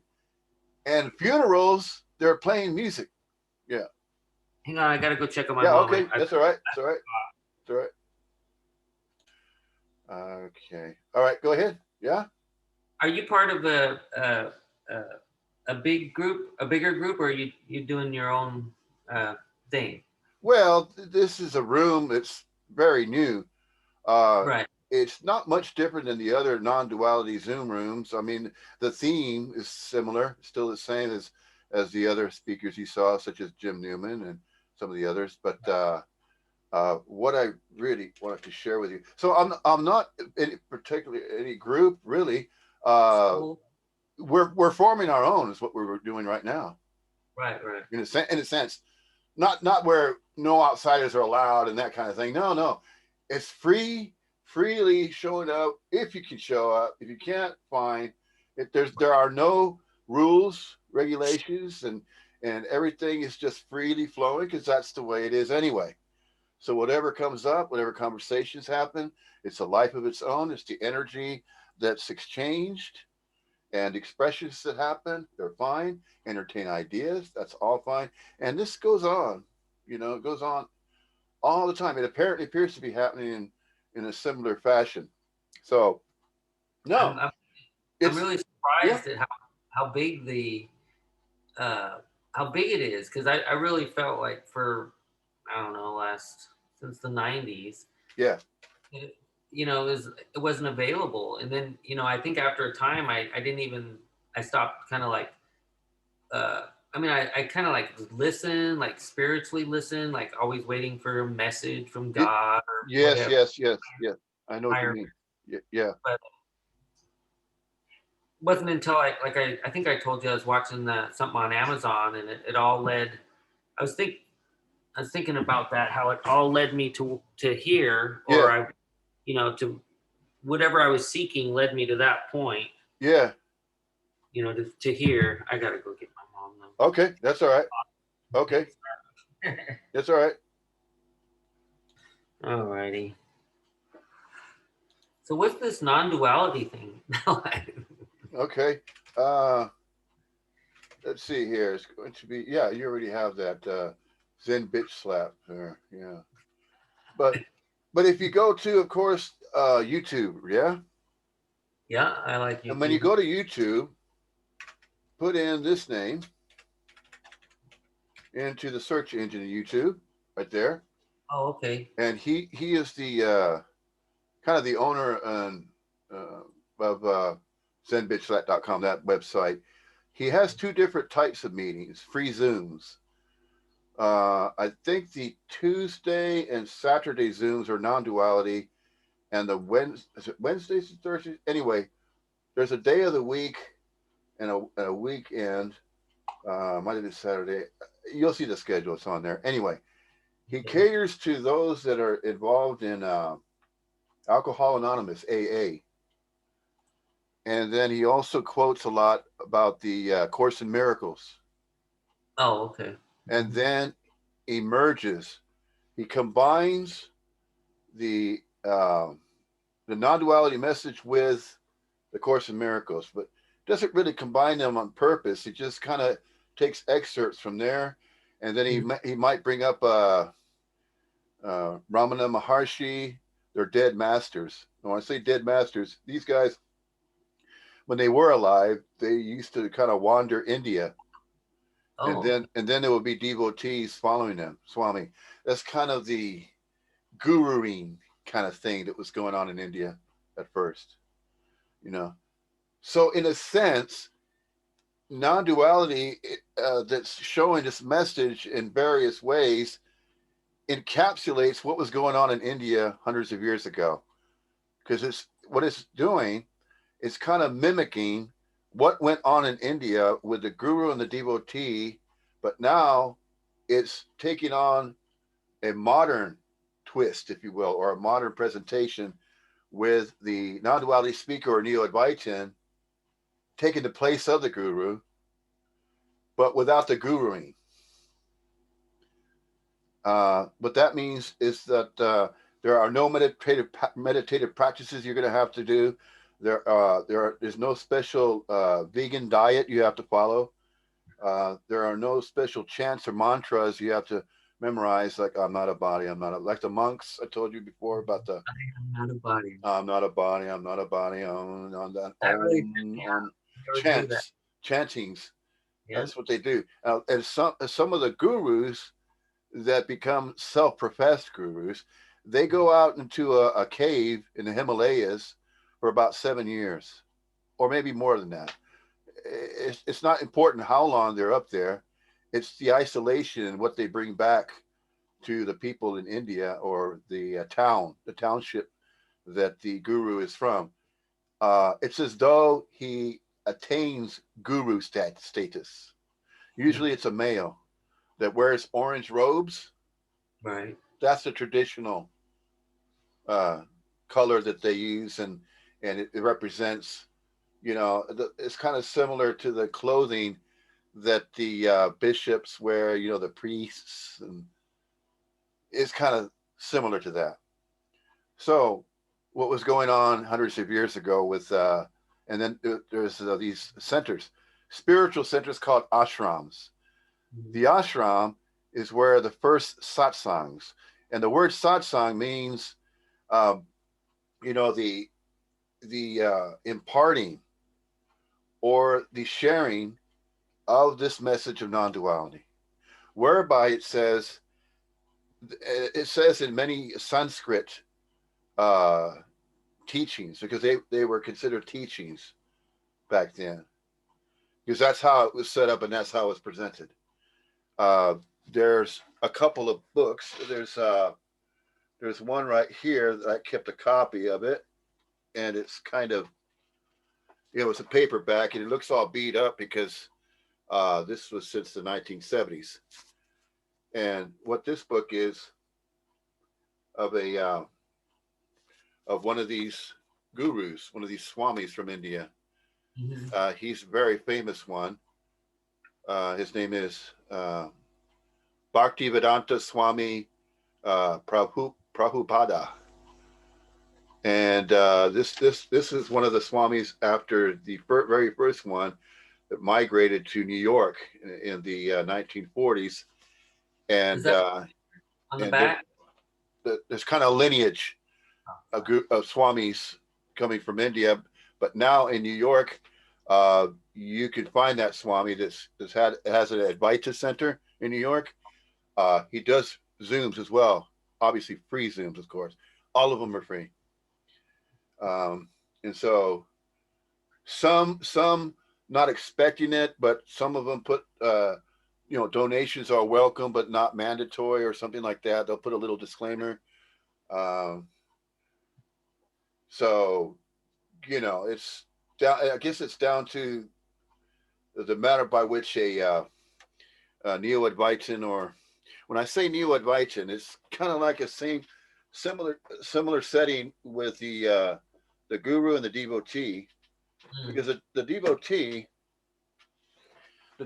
devotee is equivalent to the conjured self that has yet to be exposed to this message of non-duality.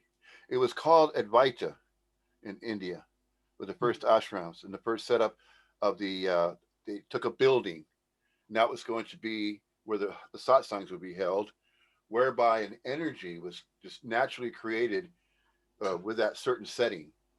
And a lot of times the guru would be uh, speaking in terms of an introduction, and a lot of times the introduction is uh, let us let us lead ourselves to from mortality to immortality. Let us lead us from darkness to light.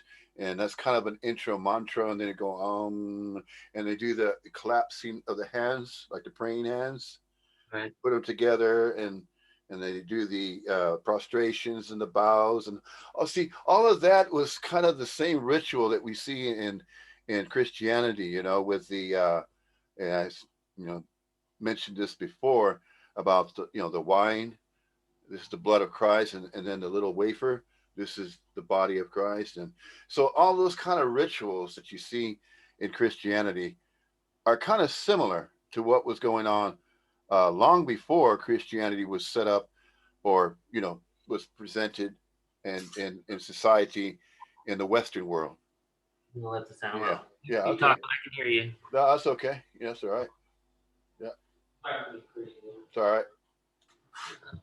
It's quite all right. We're The talking about the Yeah, sat. Western world. Yeah, the Western world. So what that means when we say Western world, well, that's of course the United States, North America, the Eastern world, okay, in the Far East. That's kind of where the source of They this didn't mess. consider Europe. Huh? They don't consider Europe. I mean, do they consider Europe to be east? I mean, west to them? I'm saying, do they consider like England to be a Western culture?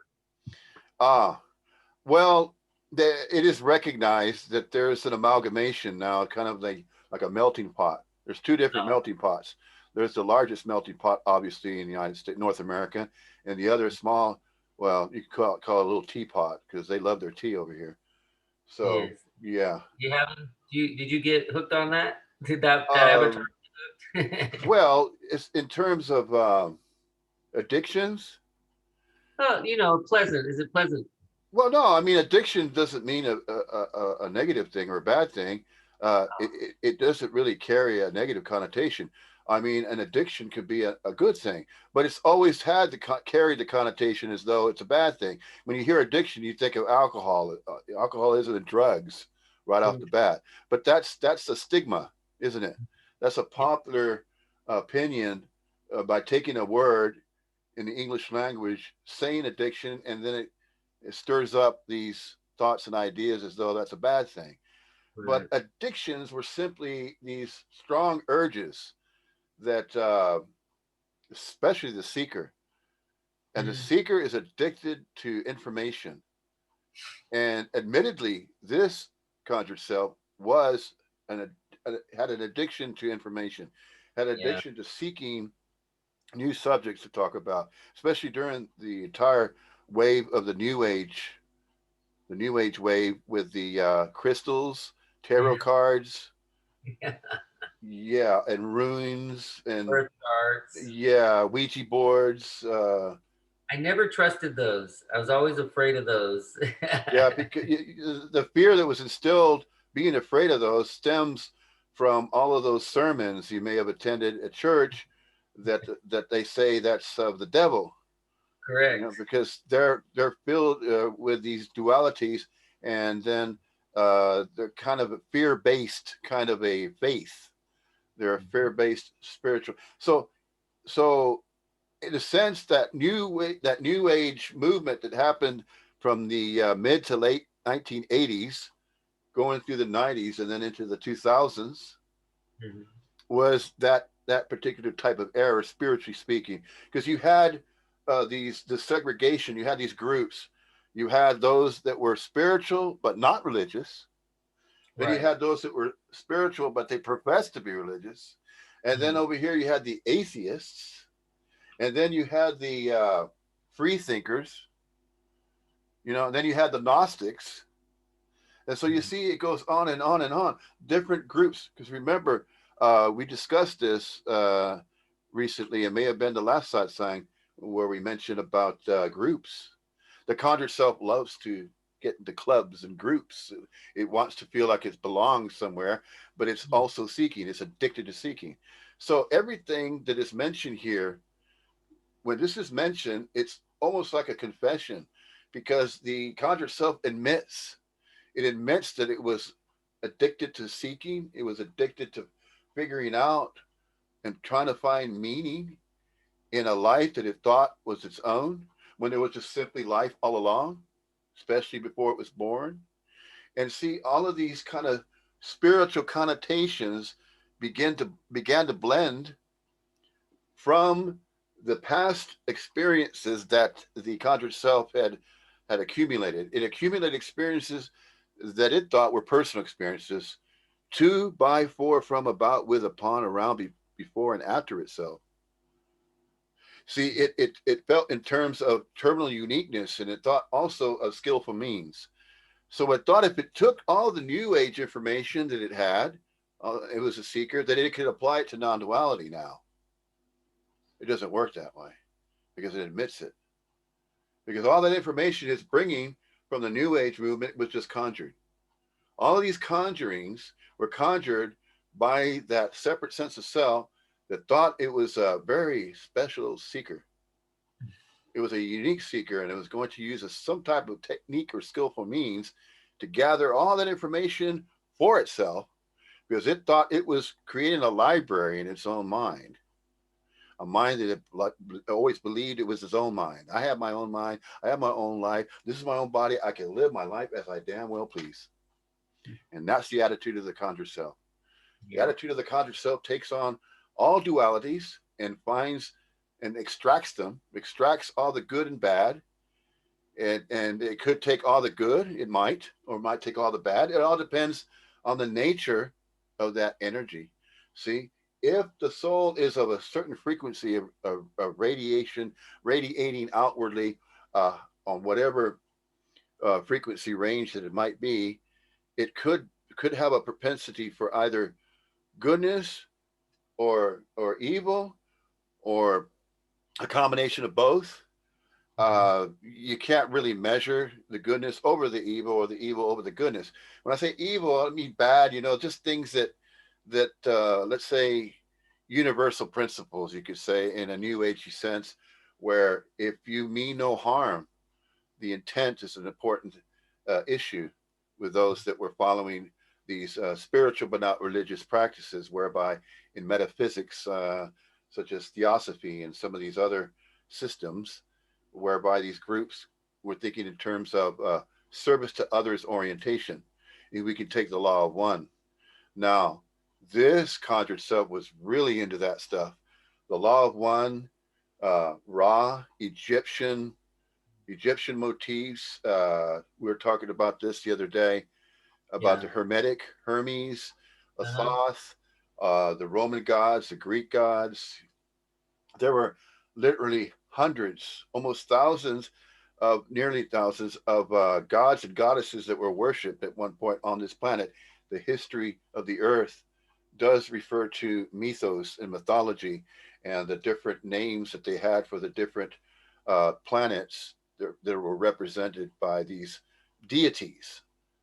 So it was a deification that was going on in a certain period of time, looking at the historicity, the back, the backlog information in terms of how the timelines went with the historical accounts of some of these versions of history. And so we see examples of all these things that kind of condensed, and eventually they started narrowing down all of these hundreds of different groups, and then they formed astrological groups. Some were of the Gnostics, some were free thinkers, and then you had the order of the Knights of Templar here in England, um, and then you had Rosicrucians, and then Oh, it yeah. just goes. The list goes on and on of these different orders and different groups that branched off. They were just simply conjured cells, and they had these beliefs. They built them by developing agreements, various interpretations of what had already been available to absolutely everybody anyway, because it includes that and so much more. But what they were trying to do is incorporate specific groups that the conjured self could join and feel as though it's going to become refined. It was always about becoming better, becoming a better version of myself, becoming a Right. better person. And normally you would hear that theme underlying whatever the spiritual teacher might be imparting or sharing with those that were seeking. So the seeker was trying to find meaning, reason, and purpose where there's never any meaning, reason, or purpose, but it doesn't know that yet. It hasn't encountered this message yet. It hasn't encountered Advaita Vedanta. It hasn't encountered non duality yet. So it goes on seeking, continues to seek. But rest assured, this is the final place that all seekers wind up dying. They wind up collapsing, and then there's no more individuality of thinking in terms of, well, yeah, I'm a really strong seeker, and this is my story, and it will go through that, but it will support it without recognizing that it's not separate, it's not terminally unique, it's not any more special than anybody else, and besides, there's not anybody else anyway. Why? Because there's not the individual to begin with. So how can it go from the individual to everybody else and then groups, a societal structure, all these groups are in agreements. But that's kind of how it appears. It apparently appears this way. Now, in terms of naming names with birth names and birthrights, that's fine. That's how we tell distinctions between one body's story, somebody's story, and then another body has a different story to tell. The stories are fine, but once those stories are read, and then the recognition that those stories of those separate narrators that had a story and lived a certain life in a certain way, and so that's chapters of a book that was narrated by these conjured selves that kind of took it upon themselves to believe that. You see, they learned how to try to incorporate an understanding, a foundation of understanding that helps them to know what they know based on what they learned. So what they learned, then they carried over to knowing about it, and then it gets reinforced into a belief. And then it's given a category or a name, it's given some kind of entitlement, and then there's an agreement with that particular group that was formed. So it kind of trails off that way. with specialness and uniqueness. If you're part of our club, fine. We'll tell you what we're about. And if it sounds like it resonates with you, then you'll join us. See, Right. it's that kind of thing. Us and them. See, still duality. Us and them, you and me, they, us, mine, me, you. And see, separation. It's the duality. But it doesn't recognize the separation and duality. It only thinks of terminal uniqueness. It only thinks of individual groups. And if I resonate with them, then I'm going to join them and then I'll be fine. And perhaps I'll find that meaning, reason, and purpose I've been looking. It's not fulfilled. The self conjured self is not fulfilled. It's not fulfilled with itself because it still feels isolated and it's looking for others that resonate with it. So if there's Yeah. a resonation going on, it wants to be part of that. But it's going to have to try to figure out the conditions because there's always conditions, there's always rules, always regulations, always some kind of conditions involved. It's not unconditional, it's always conditional. This is where unconditional love comes from, and then there's conditional love. The conditional love is what can I get out of that person to love me, and what are they looking for from me to love me back in return. Those are the standard kind of conditional loving relationships that are thought to be true love. And then there's the soulmates that comes in. The New Agers were really good at presenting the destiny and the fate, and then taking the astrological sign that you're born under, and then using that information to say, yes, there's a not only a soulmate, there's a twin flame too. So this particular action figure, this conjured self really delved into that sort of thing, and man, it wanted to consume all of these all this information of the new age that was presented because it all sounded brand new, and then it thought it was going to get something out of it. I'm going to get something out of that, and perhaps I may reach enlightenment. Maybe I'll awaken, the great awakening. Maybe that's when it's going to happen. It's going to be an event, and I'm going to notice it, and then I'll be able to join these groups. And it's just like with the star seeds and the wanderers. These star seeds came from other planets. It doesn't matter if it's relevant or not relevant. Although it's all conjured, it was still entertained. So all these groups that formed throughout the 1980s into the 90s and the 2000s, all these various groups, and we're just touching barely on the surface of how many groups throughout each decade, the 80s, 90s, and 2000s. There's so many. And all the while, this was always the way it always has been. Whilst the conjured self is busy. I mean, it thinks it is. It thinks it's really busily engaged in acquiring fulfillment and enlightenment and going to reach a higher state of awareness and a higher level. It thinks in terms of improving itself. It thinks in terms of spiritual evolution, evolving. So then it thinks that, well, if I'm going to evolve and become a better person, then perhaps I should start following these other groups that refer to something like that. They refer to be prepared, because when the second coming happens, the Christians think in terms of that. And so they use the information that was conveyed to them based on an interpretation of the New Testament. Of course, because Yeah. most Christians, most religious people speak in terms of the Book of Revelations every time, because they would say that's applicable to these modern times.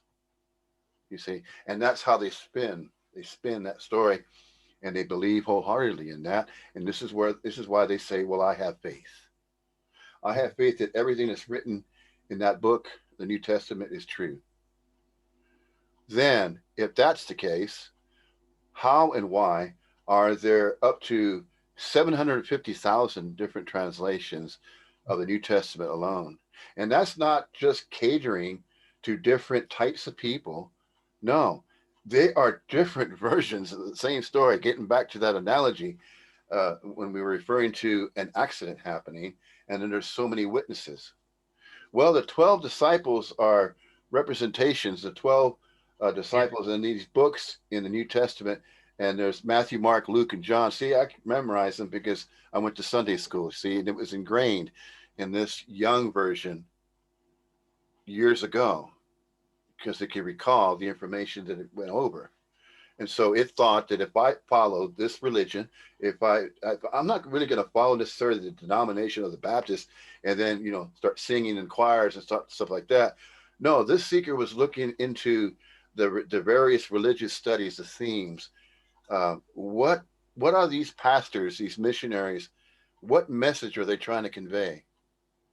All it was always talking about was fear based, where it referred to you better live a good life, confess your sins, get saved, get baptized. If you don't, you're going to hell. It was always cut and dry like that. It was always good, evil. And You know, so that's instilling fear into the innocent that do not understand why are you saying that? I don't feel that way. can I share something real quick? Yeah, go ahead. Yeah. It's right on the topic. I remember, you're talking about fear in religion. They said, "Fear God and give Him glory." Mm-hmm. You know, Mm-hmm. hearing that, Mm-hmm. that one always troubled me. I couldn't understand how fearing a God could Yeah. give glory to Him. No. I Right there, right off the bat, an innocent one would pick up on it, and I just wasn't having it anymore because it wasn't anything that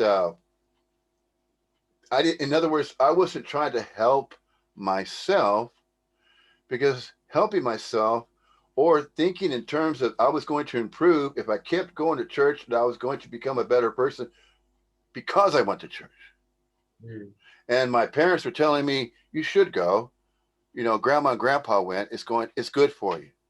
right, It's right, going to make you. It's going to turn you into a better person by going. right. No, in fact, the opposite effect happened. Mm. It tainted and it ruined. It almost Confusion. ruined all of my innocence. What it did, it robbed me of what I already felt was the way everything already was. So, in a sense, in my early 20s, when I started studying comparative religious studies, and then I went even further than the college courses that were offered. So I was that strong in my conviction that I felt was a conviction to figure this out. I knew that I wasn't going to get the answers from anybody else. I was going to have to practice the ancient teaching, the practice of self inquiry, self realization. And this book really helped. Now, some books can't help, but this one, The Science of Self Realization.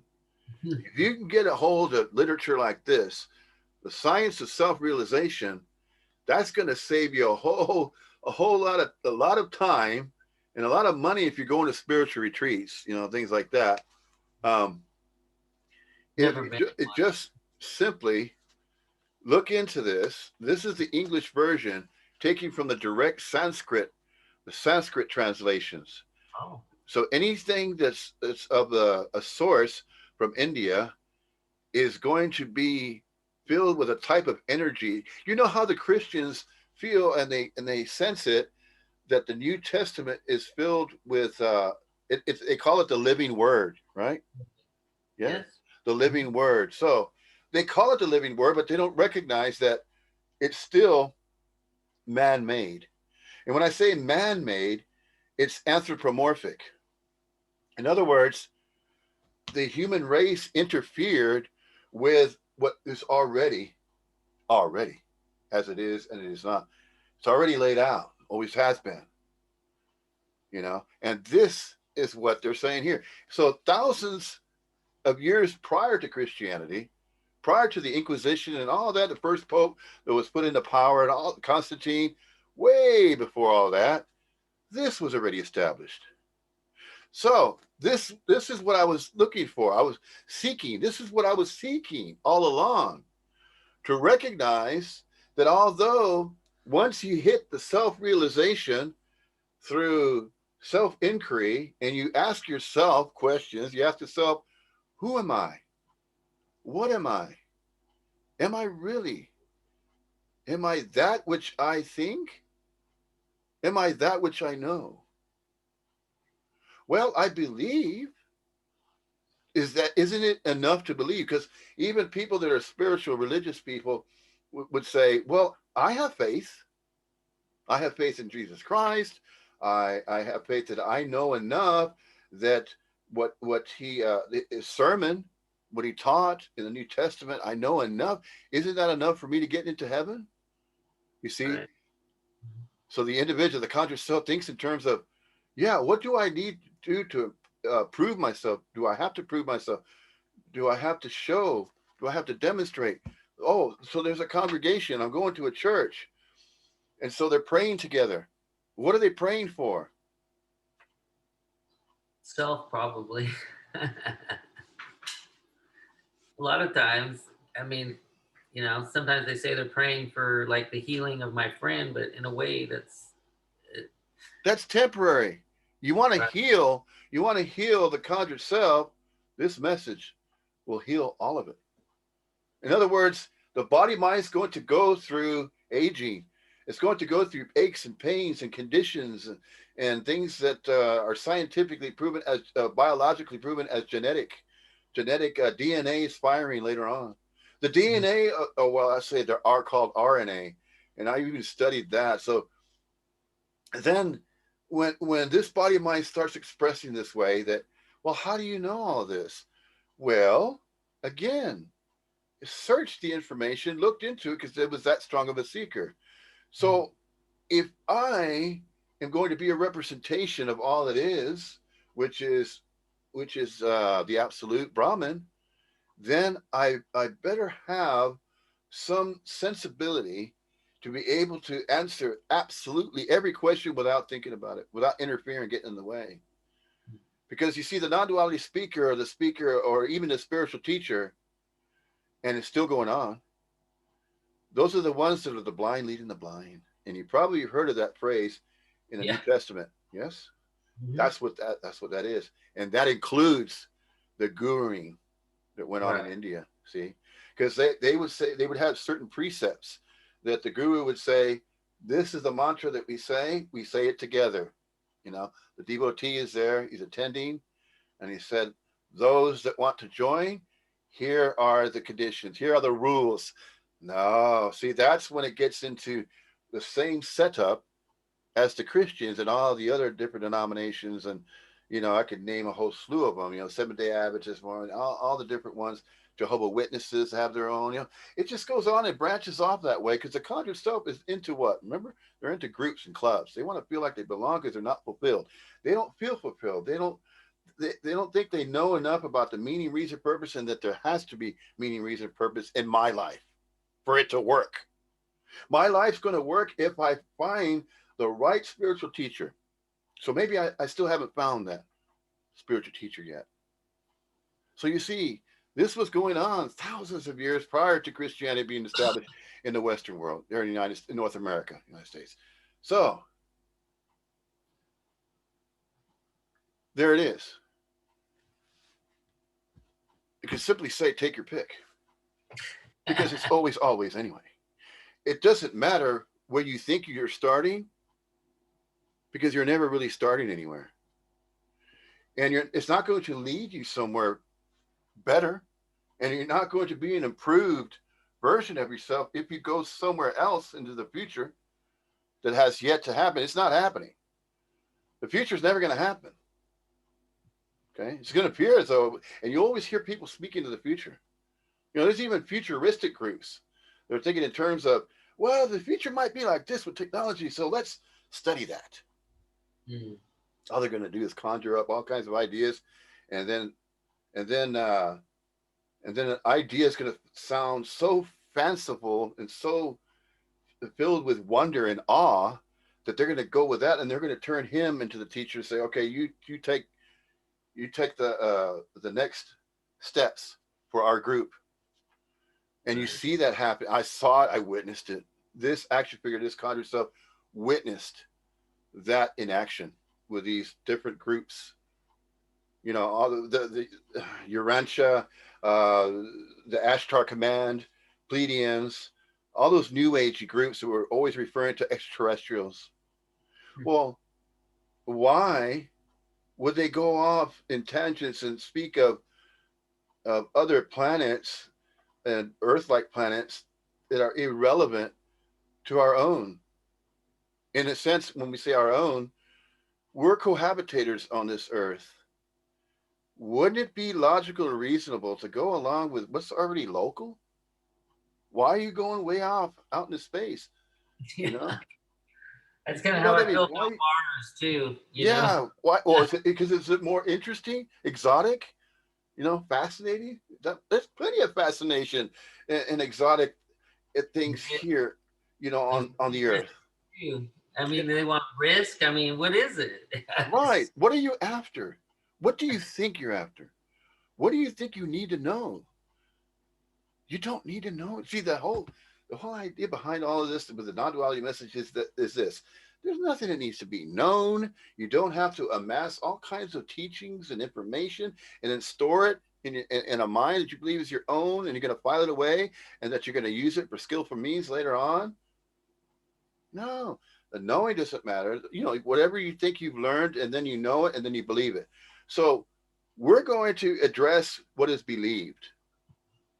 So we're no longer going to be referring to what's learned and what's knowable or known or thought to be, or let's say the conscious self would say, well, I know about that, Right. or I know about this, or I know about this or that.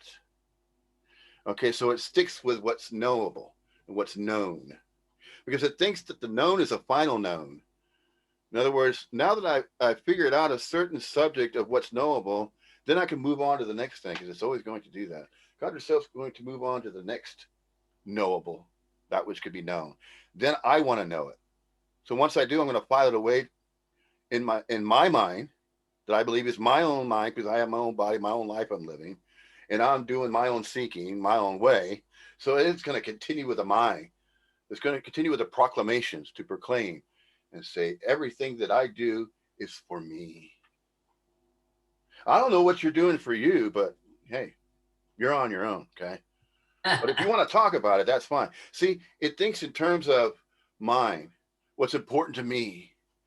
And then if you want to hear about me, then I'll share it. If you don't, fine, go off and find whatever you think you need to find to feel fulfilled, to feel Right. as though you have purpose or meaning or reason.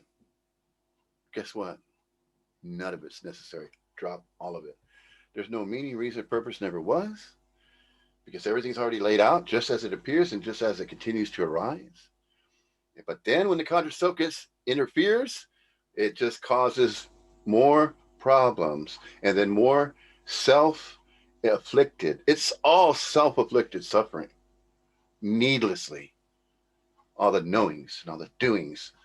And I have to join this group or that group, or I have to meditate this particular way. I have to become a vegan and eat certain foods, and I have to believe in certain beliefs. And see, it just goes on and on. It orbits those groups of action figures, you know, the body minds and the conjured cells that are conjuring. It's all conjuring. See, it's the conjurings to have all these beliefs. And how are you having them? Well, you're taking them on. You're taking them aboard. You're taking them aboard, and then you think that you're going to be a greater, more radiant being, whereby you're going to reach a higher level of awareness and consciousness if you continue to pursue whatever you're trying to find. Good luck with that one. what more could be said, you know? But normally, in the traditional sense, uh, questions it's a question and answer. But I'm giving you a crash course, so to speak, right now, William. I'm giving you a crash course in this, so that not so you can be prepared, but so you can understand the general theme, which is going to be a theme. It's not exactly a theme or a particular subject that stands on its own. It's about all of it. It's about every single theme that you could ever come up with. And it's also even the themes that are not even recognized or knowable, or they're just unknown, they're mysteries. And it's all of it. It's not anything in particular. So there's nothing to buy, sell, or trade here. There's nothing to offer. Non-duality has nothing to offer anybody because there isn't anybody to offer it to. There's nobody around for this to make sense. And to Uh, have a meaning, reason, and purpose, it doesn't have to. That's not the point. There are no points. There are no points to be made. There's nothing to prove. There's nothing that has to be known. There's no traditions to follow. Nothing is required because it's already nothing. No thing. Nothing means no thing or object, subjectivity, objectivity, it stands alone. If you want a definition regarding no thing, no thing, nothing means no thing that's separate, that's one, without a second. You don't add, because the moment you add a second, what is that? Duality. The moment you add something else to what it already is, because it already is not as well, it's both. If you're trying to focus on what is and just simply say, this is it, no, it is also, this is also not it. It is and it is not. You can't just leave out the is not, you see, because it's part of always, always. It's everything. Absolute. It's the absolute. you know So what? everything that manifests and you think it's something that you can believe in, because you learned it. No, all of that eventually drops, and that person that was holding on whatever kind of belief or kind of knowing what it learned begins to collapse on its own. We don't know how, or we can't gauge it. We can't tell you what time of the day, night, or what hour it's going to happen in the future. It just somehow apparently appears to collapse, and all of that self proclamations and the self, the all the selfing Yeah. begins to eventually collapse. Is there anything that replaces that? Nothing replaces it. See, there it is. Nothing. Right there. You caught it. If there's anything to catch, you caught it right there. Because that's simply saying that no, there's nothing to hold on to. It's nothing to grasp. It's like the Buddhists in Buddhism say this. It's like nailing, hammering a nail into the sky and expecting it to stay up there in the sky. Expecting that nail to stay up there, because when it's nailing into the sky, there's somewhere in the sky that it's going to, hold. There's some kind of material there that nail is going to stay. So it's similar to saying there is no spoon, like in the Matrix, a little boy monk. Yeah. When he's going like this. Yeah. Yeah, that was pretty good. Yeah. And it's Yeah, like the glass of milk. It's like the ocean. I remember you telling me those. Yeah. Yeah, we're like a drop in the ocean. Using these metaphors, analogies, you're going to hear a lot of these different types of, because it's so immense, but it's taking that analogy and trying to kind of not extrapolate a final answer, but then it's an unspoken yes. It kind of unravels all of these conditions and beliefs that you thought were true. You thought it was the gospel truth, speaking in a religious sense. You Right. thought you were getting the gospel truth. And you hear some of these Christians say, I've seen the light. No, Yeah. you haven't. What you think is light is not. Because their way of saying that is that type of seeing the light is referring to, a truth, a specific truth. In Right. other words, the New Testament version that they're following, they think that's gospel truth, and they think that the English version is going to hold meaning, reason, and purpose for them to get to heaven after they die, because they're right with God now. You see? Yeah. What's scary about those preachers too is you do have, I mean, if there is some of those one verse preachers that they just take one verse and turn in a whole, whatever meaning they want to apply to it. And then you have 10 or 20 people that say, like you were saying, or expressing that, you know, They go off and form their own little group, the yeah, and study they group. all, They go that's, into study groups. yeah, that's, A people like, spin-off, if it could be Catholics, spin-off little study group. Yeah, yeah. based on what you just said. Don't the Catholics have the Knights or something like that? Knights of Templar. Um, the they have some sort of Knights. Oh, Still, Knights of Columbus. yeah, yeah. Hmm. Oh, there's all kinds of groups. That's just one of several. Yeah, I was just saying. Oh, well, yeah, I know what you're saying, but Yeah, there's groups.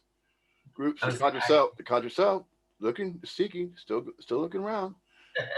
It doesn't recognize that everything already is as it is, and it'll never change.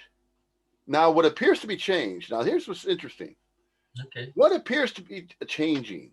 Well, the appearance, right? There's what's thought to be entropy, where more time goes on, more wrinkles show up on the face of Yeah. the action figure.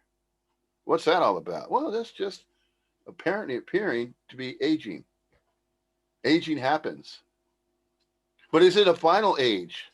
Is it a final age? No, it just continues, right? It's like a cycle. You go through like stages. You know, you're a baby, you're an infant, then you're a tween, then you're a teenager, then you're an adult, and then you get to turning 50, and then you're middle aged. There's where we're at right now. We're middle aged, Yeah. but in terms of looking at it in a physical sense. Correct. Correct. Yeah. And so, where is it leading? Is it leading you and I anywhere? No. It's leading you and I to nowhere. I know when you speak like that with the English language, and then you say things like that. It was, but I don't want it to be a nowhere. I want it to be somewhere. Why can't it be like the heaven that the religious people are saying? Why can't it be like the pearly gates and I'm there and God greets me and St. Peter's there, all the saints? Why can't it be like that? They're telling me it is. Should I believe it? Um, They tell you better believe it or you're going where? To hell. yeah. To the fiery They don't torch. know that. They profess they do. It's not a known. Right. That is not knowable. Any type of heaven that could be fabricated and conjured, it's not because nobody knows. It's not knowable. I you know what they say is that you can't conceive the mind of God, right? So in a way, is that a label? Am I labeling something? No, no, it's just the viewpoint of a religious group. See, Uh, this all you have to simply notice is that you can follow the trail. You can follow the point of origin of where these sayings and these teachings and these religions come from. This is you in terms of wisdom and truth by going back to this self-realization. Don't be asking somebody else that you think is somebody else, you know. Don't ask it, just check it out. The self that's professing to be a separate self, yeah, that has its own life and it knows it was born and that's was its beginning of its life when it was born, and that it has a certificate of authenticity, which is the birth name and birthright on that certificate, the birth certificate. So that's how it reinforces the idea. See, it's all subjective. Sometimes the conjure self is looked upon as a subject, and the subject would be the person's life and what they did in the past and what are they doing now to improve themselves to look forward to a future. It's always about themselves when it really isn't like that. And so they're going to focus on some type of meaning, reason, and purpose to be sought. Well, guess what? The seeker has been the sought all along. All that seeking, the sought of the seeking was the self. And that self was conjured, fictitious. It was built up, it was made up, it was a story in a dream.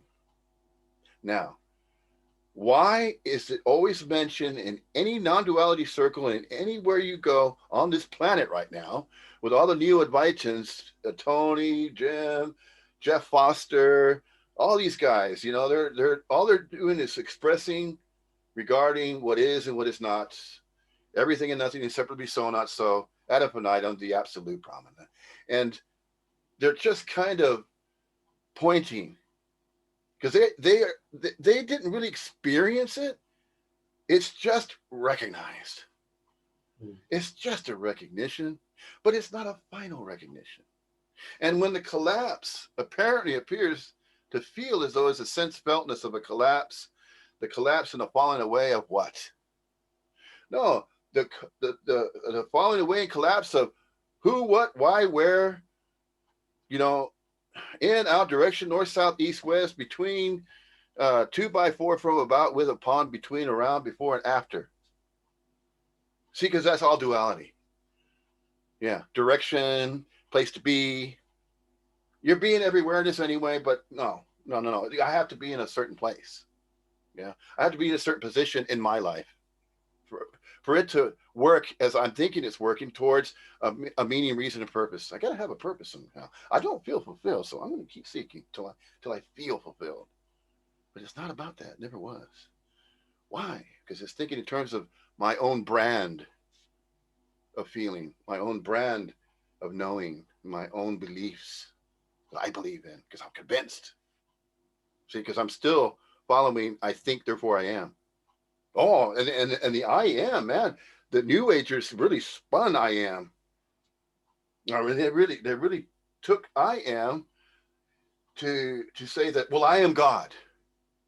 And some of them used to express that way. I was I was with all of these groups, and when I say with them, I encountered them on what I thought was a spiritual quest. Okay, I called it a spiritual quest because to me, okay, to the me that I self-identified as a me with a birth name and birthright and birth certificate, I was still, orbiting around a mind that I thought was my own mind and my own body and my own life I was living. So I thought, well, if this is all mine, I better do something with it. You know, I better try to improve on it then. Right. If it needs improvement, I think I'm told it is. I'm told that it should be improved everywhere that I seek and I look at all these spiritual groups. And I look through the New Agers. Everywhere I turn, they're always talking about self improvement. Yes, yes, Be yes. a better person. Try to always do good all the time. Ignore the bad. Try not to do it. Try not to do anybody harm. All living things respect that, respect life, and all that. Yeah, but what about the rest? Everything else? Is there? No. There's nothing specific that needs to be done about what already is in place. Now, when we say in place, in a particular place, well, if it is, I better find where that place is. Like the Garden of Eden. Right. You know, like that. The story. This is just a dream, and the way that it is a dream is that the infinitudinal complexification or the infinite mind. Let's get back to that. God, the omnipresence, right? All knowing, yeah, all that. Call it whatever you want. All knowing, the absolute. We call it Brahman with the Indians. They say that the divine Oh, presence. Yeah, the infinite mind. It's all pointing to the same force that right. encapsulates absolutely everything and no thing, inseparably so and not so, ad infinitum. No beginning, no end, alpha and omega. It's just a continuation, like the fractals. Yes, one over another, one over another, and it keeps going in itself, in itself, in itself, in itself. It's just a repeat, to repeat over and over and over again. This is where that saying history repeats itself. Right. Not only does history repeat itself, but everything else repeats itself. Check this out. Check this one out. Okay. Okay, so if there is an infinite mind, then it must have an embodiment of some type. Because if the human corporeal form is a representation of the infinite, Yes. then if there's an infinite mind, it must have an infinite body. Yes. So here is the heart beating on its own, the default position. We don't have to think. There's no effort to say, "Oh, come on, but come on, pump through my body. It's my body. Pump through it. Come on, beat, Right. beat, beat, beat the way I tell you to beat." You don't have to. You don't have to effort the heart to beat the way it's going to beat. It doesn't really matter. And also, you don't have to think about it. It's already defaulted. It's a default position. You're already being, and it's all coalesced. It's intertwined with absolutely everything. There's the connectivity, you know. But that's just one of innumerable other analogies to point to everything and everywhere. Yep. everywhere and nowhere, everything and no thing. Because you can't just say everything. You got to include the no thing, the nothing. You include the nothing. So it's everything and nothing. And then when you say some place, no, not just some particular place in space and time. That's temporally temporary. There's also not of space and time. So we're in the world and not of it. Hmm. There it is. That's kind of summarizing it in a sense, this message. Any questions? Please. This body mind action figure is getting a bit. Does it get a little tired? Sure, it does. Why? Because it's expending, it feels like it's expending energy and it might need a nap or something. Well, it's resilient. In fact, it's resilient to anything. I mean, there were even some gurus that were so disciplined in terms of, the self realization that they were able to just breathe and not take in food, organic food. They were living off of breathing alone. You Now, know, that's kind of extreme right there. Okay. Now, you don't, it's not necessary to do that, but those that are thinking they're doing that, then they turn into, they turn into these great sages and gurus. And then people see something so miraculous, they think they need to bow to it and respect it because it, what they believe in, it could be Ganesha, could be Shiva. See this, the elephant is a representation. That's why it's a sacred animal in India. It's a oh, representation of the god, the deity Ganesha. Ganesha, They call it Ganesha. Ganesha. Yeah. And that the cow, the sacred cow. Cattle and cows roam free in India because Right. the cow is believed to be a sacred animal. I've always thought that was interesting. I didn't know why, but being American, why is dinner? We're not exposed. Yeah. Here we are going to McDonald's and we're eating the sacred cow. Yeah, yeah, Those that believe that in India are going, oh, don't want to know that. I don't want to hear that. But you right. see, that's not even sacred cows, sacred animals conjured. See, more conjurings, more conjurings. That's why it's considered kind of idolatry. When you got a statue right here, I'm not worshiping it. I don't have candles lit. I have no vigils. But that's what a lot of these gurus mistake. They see a deity representation of a statue, and man, there's plenty of the Buddhist statues throughout Right. India because that's kind of how it was mistaken.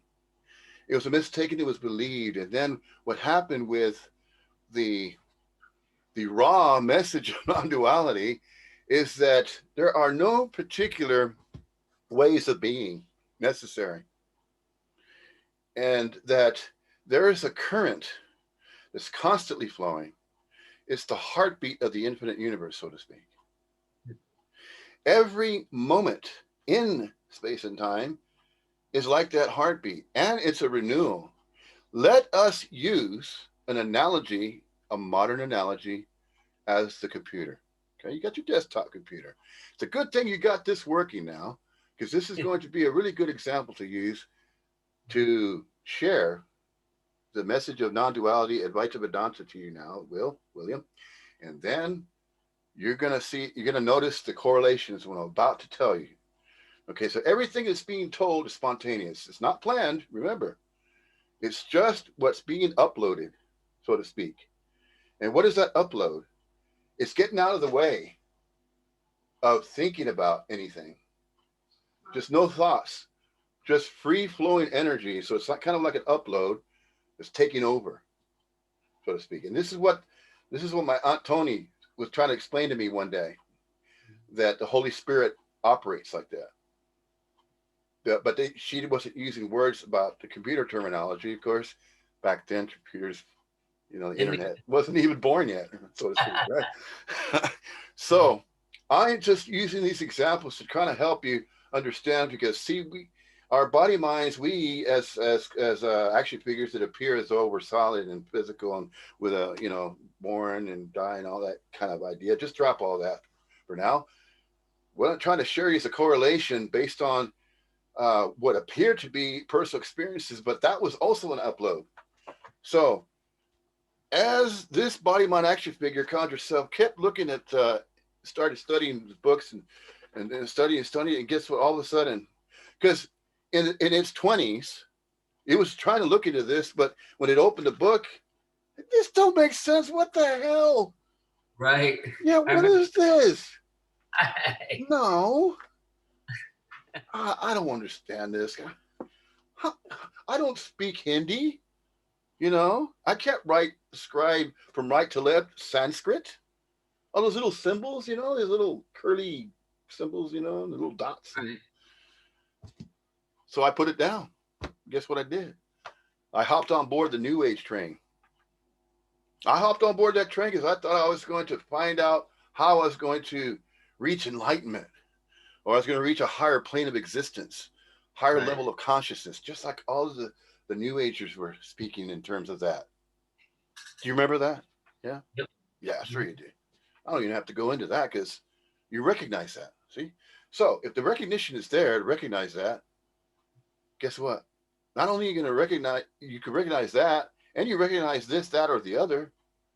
Now you're going to recognize what is and what is not, which not only includes that, but includes absolutely everything else and nothing else. Everything else and nothing else. Both. It's always, always. So the download spontaneously expresses the absolute. You can call it the absolute. You can call it divine presence. You can call it whatever you want. But we're not going to call it dirty underwear because I'm not going to go that radical. Jim Newman, that's ridiculous. Now, I the know. reason why it's ridiculous here in this satsang that you and I are sharing right now and the energy is flowing, it's a good flow. Have you ever noticed this, William? Haven't you noticed how spontaneous all the information is coming through and there's hardly any pauses? Yeah. Do you know why there's hardly any silences or pauses? Not really. I'll tell you. The conjured self's trying to get in there and interfere. Conjured self wants to say, nah, it's not like that. You're wasting your time, William. Mm. Go off and seek again. You know, it's going to start arguing with you and saying, well, this guy, this Richard Ty Trevino, man, he's freaking whack. This guy's crazy. Shouldn't I be think the listening to first him. day I met you, that's what it was saying to me. Yeah. You Now, don't know. How does he know? He said Tony he doesn't know. Tony He already Parsons. said he doesn't know. When I first heard the very first satsang, Tony Parsons has been at this. The birth name and birth right of Tony Parsons. Anyway, the Neo-Advaitin Tony Parsons, we call him the Godfather of non-duality of the Oh. Neo-Advaitins. He's kind of like the Godfather, so he's kind of like the ambassador, you know. Mm. But not, you don't have to be going to him and listen to. You can. They're free. You can check out his website, The Open Secret. I mean, hey, I'll share that with you right now. You can check him out, and then you could see where a lot of other non-duality speakers, Neo-Advaitis, would say he's kind of the source of the modern day satsang that's held, and he has a certain style. He happens to be from London. Right. Yeah.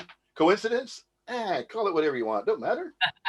It doesn't really matter. The open sesame, like you said earlier. Yeah. Okay. Yeah, the opensecret.com. I think it's that one.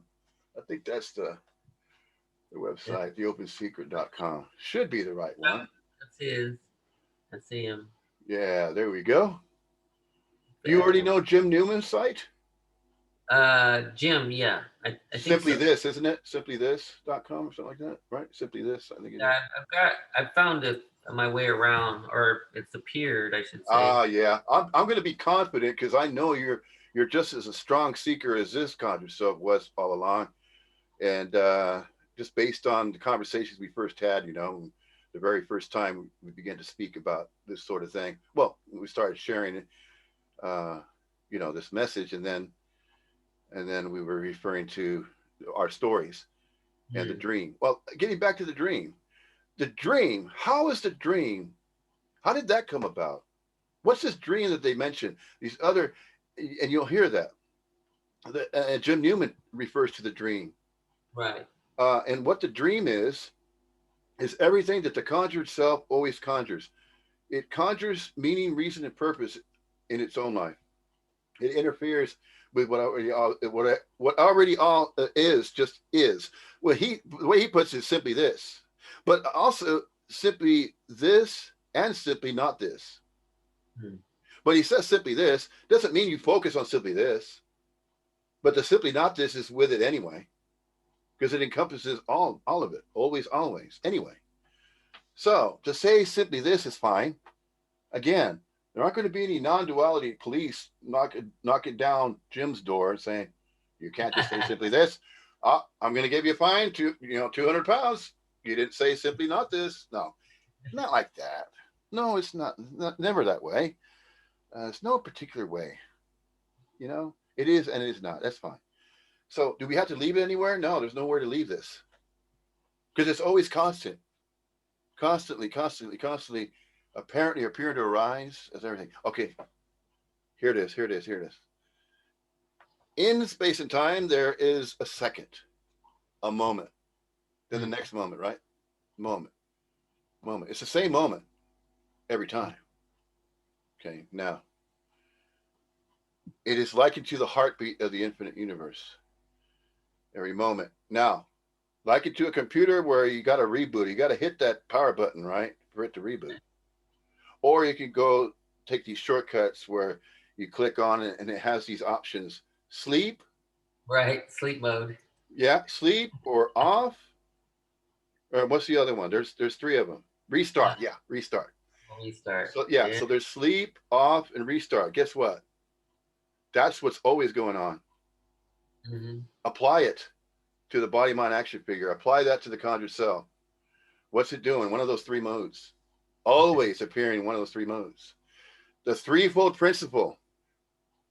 The number three is significant with Christians, right? The Holy Trinity. Right. Father, Son, and Holy Ghost. Yeah, you're familiar with that. Very familiar. Father, Son, and Holy Ghost. That's the Holy Trinity. Yes, and then doing this, the cross, and Jesus Christ died on the sins and the crucifixion, and all the New Testament story versions. 750,000 of them. Good luck with trying to keep track of all 750,000. But Yeah. that's not the point. So, what we're simply saying here, and what is being stated, what is being shared, is this: that it's always a restart. And it is. It's not at first, and then it is. It's not, and it is. It's not, and it is. It's just like continuously hitting that restart button on the computer, continuously hitting it over and over and over again. Absolutely everything, always, always, that's arising as absolutely everything, the absolute, is that restart. Fresh, new, not the same as it was before that next, because it appears as though there's the next moment, Mhm. but it's all the same moment. It's just appearing. That's the dream. Okay. From second to minute, from minute to hour, from hour, time stretched out, and then the calendars that we follow. Mhm. Same example of that which apparently appears as though that's the temporariness, that's the impermanence.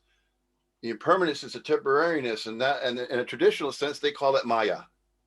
The Oh. illusion of Maya, innumerable illusions that Maya is kind of like a deity in the traditional sense, with the Hindus and Buddhism, and actually Hinduism. Really, they're both cousins of each other.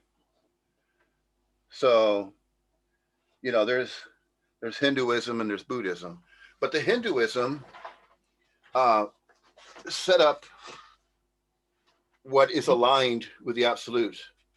Is Hinduism? Buddhism went off in a completely different tradition. So Buddhism is kind of similar to the Catholics and the Baptists. It's still Uh, Christianity. They're still referring to Christ and God and the Holy Trinity on that, all that, but they're just presenting it a little bit differently. The belief. right. Right.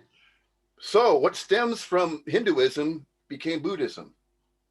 And it was thought that it's going to cater to enough conjured cells that if there's enough information available for the next generations of appearances, of body minds, then that will be that way. In other words, it's sort of trying to kind of appeal to all the different ways that the conjured self goes on its own because it believes it's going to find fulfillment. It believes it's going to find enlightenment, that it's going to find a better version of itself. It's going to find the right meditative practice, the mantras. It's going to have a special diet. See, a specific special diet, a specific mantra to chant, a particular one. What is that? Separation. It's not about separation, never was. Nothing stands alone. One without a second. It's just always, always, always, always. There's no fixed position that has to be reached. There's no higher plane, higher level of consciousness, regardless of what any spiritual teacher professes, any guru as well. It's not about any of that.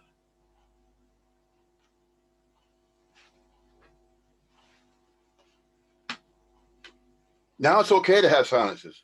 See, before we had silences, you know what was going to interfere with what was just stated? It was going to go like this. The conjured self was going to go, but what about this? Or what about that? See, if enough of this message gets through and it's entertained and it's out there, the genie's out of the freaking bottle now. And William, let me tell you, William, it's like the Pandora's box too. You can't close it anymore now. Once you open up the Pandora's box, man, all hell breaking loose now, so to speak. Right. Apparently. Yeah. Like Jeff Foster, you know, apparently. Sure. Apparently. Well, apparently appearing. These are apparent appearances. They apparently appear to be appearances. Well, you know, there's what appears, there's what disappears, and guess what? It reappears. Wow. And a cycle like that. Continuously over and over and over again, because it's all linked. It's a continuity. It's that connectivity is continuing. The continuance of continuity. Continuation. Right. Always, always. It'll never end. Never end. You know why it never end? Because it never began. Then the conjured self hit itself against the wall. No, I can't be it. No. I have my birth certificate.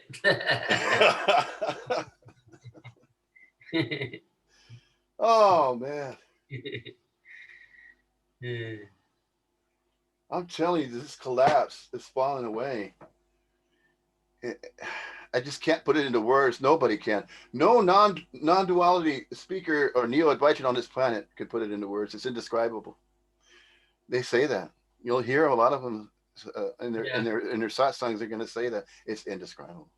And they all, you know why I hear it so much is because that's what a lot of people. Could you describe to me when it happened? And when I know, right? So you know what? So I finally started simply saying, and you know, I've been interviewed recently, and well, this action figure is the conjured self recent, you know, interview, because you can't help but the self can't get out of the self. It's always going to appear as a manifestation, but it's no longer self-identifying with that manifestation. It recognizes it's back here, and it'll never meet it. You know, in other words, Pinocchio, the puppet, will never meet the puppeteer. It can never do that because it cannot see the unseen strings, and the strings is the observance of the puppeteer. And that's kind of a metaphor to use, that it has real strings, but they're invisible. And then it's making the puppet do this, that, and the other. And this is where the idea of creation comes in. That the puppeteer is the creator, and the puppeteer represents creation. You see? And that's where the New Agers left it. They left it with that kind of analogy, thinking in terms of physicality, but they don't, you know, they don't take into account of no thing. They take into account of what is, what appears, and then they just focus on that and not recognizing it is also not. It's observable and it's unobservable. It's not just observable and it stays observable. It's observable and unobservable. You can take the word real also. It's real, but it's also unreal. It's knowable, but it's also unknowable. It's always. You know, so Yeah, go ahead. It's a good idea or bad, or oh, anyways, it's It's not an okay. idea. Right. Okay. Okay, see, But catch it right there. what it reminds me of is, people. I grew up and they say space. Space is empty, right? Well, we know space isn't empty, but yet they tell us space is No, they empty. don't know that. See, they already said we know space is empty. No, you don't know that. No, Nobody I knows said that. they tell us. They tell us is what I I know. don't know, I but that's know. what They they tell don't. us. I don't know this. I I know. don't. I don't know. I know that in the supposed space there's objects, so it's kind of a. I don't understand how there's emptiness and then yet there's not emptiness. There's empty fullness. In space, yeah. I No, mean that. everywhere. Not just in space.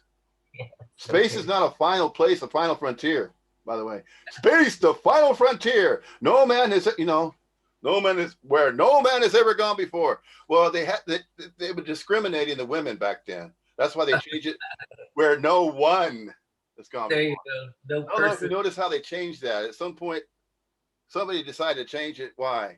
Because it wasn't politically correct. Right. See, there's that political correctness again. Conjure itself. See, conjuring more. Yeah. Totally. Mm. Mm-hmm. It's almost like it just gets in the way, right? It is. It's trying to interfere. It's trying to say, well, I know what that is. And Right. I'll tell you why I know. I'm going to write a book and I'm going to show you this author the other day that I came across. Read this book and that tells you right there. No, When's your book coming out? just because it's already in the website. All the material for a book's in there. Is I'm it? just I'm just lazy and I haven't looked for publishers, so I said, whatever. If it happens, it happens. If it gets offered, fine. But that's Yeah. usually how it happens, William. No, I'm serious. If it was meant to be, if it's going to happen, and it turns out to be, and it turns out to, well, it will. Just like us meeting here, this way.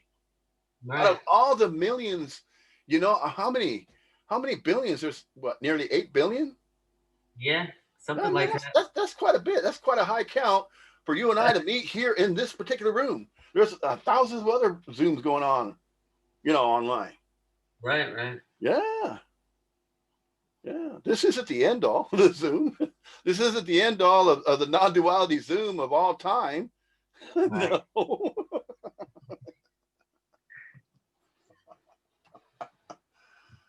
Oh, man.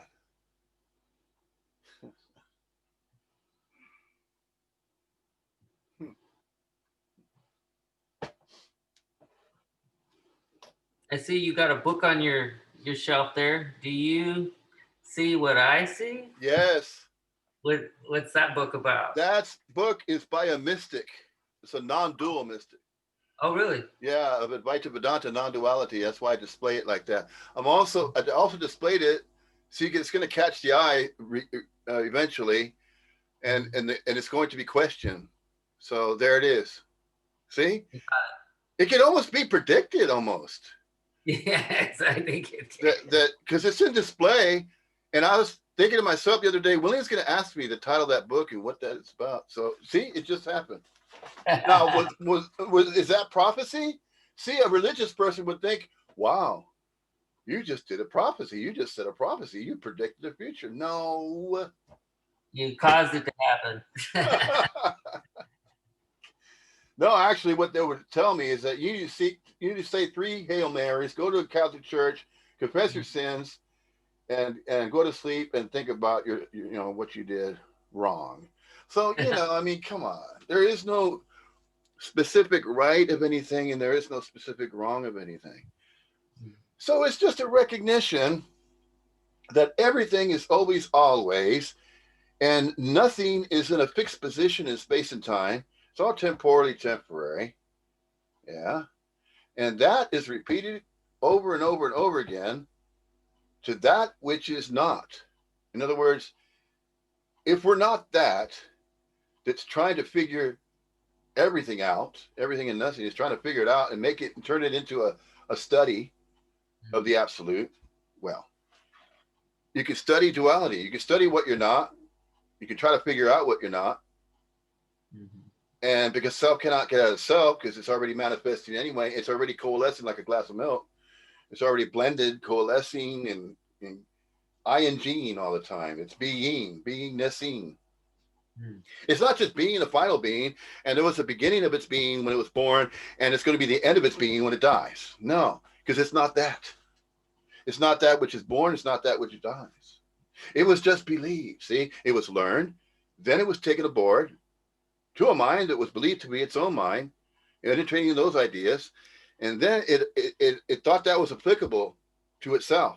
It thought its beginning was when it's born of its own life, and that it is eventually going to die. Neither is the case. Neither is the case because you're not that. You see, you appear as that, but you're Mhm. also not that. The appearance, yeah. Energy, light, if you will.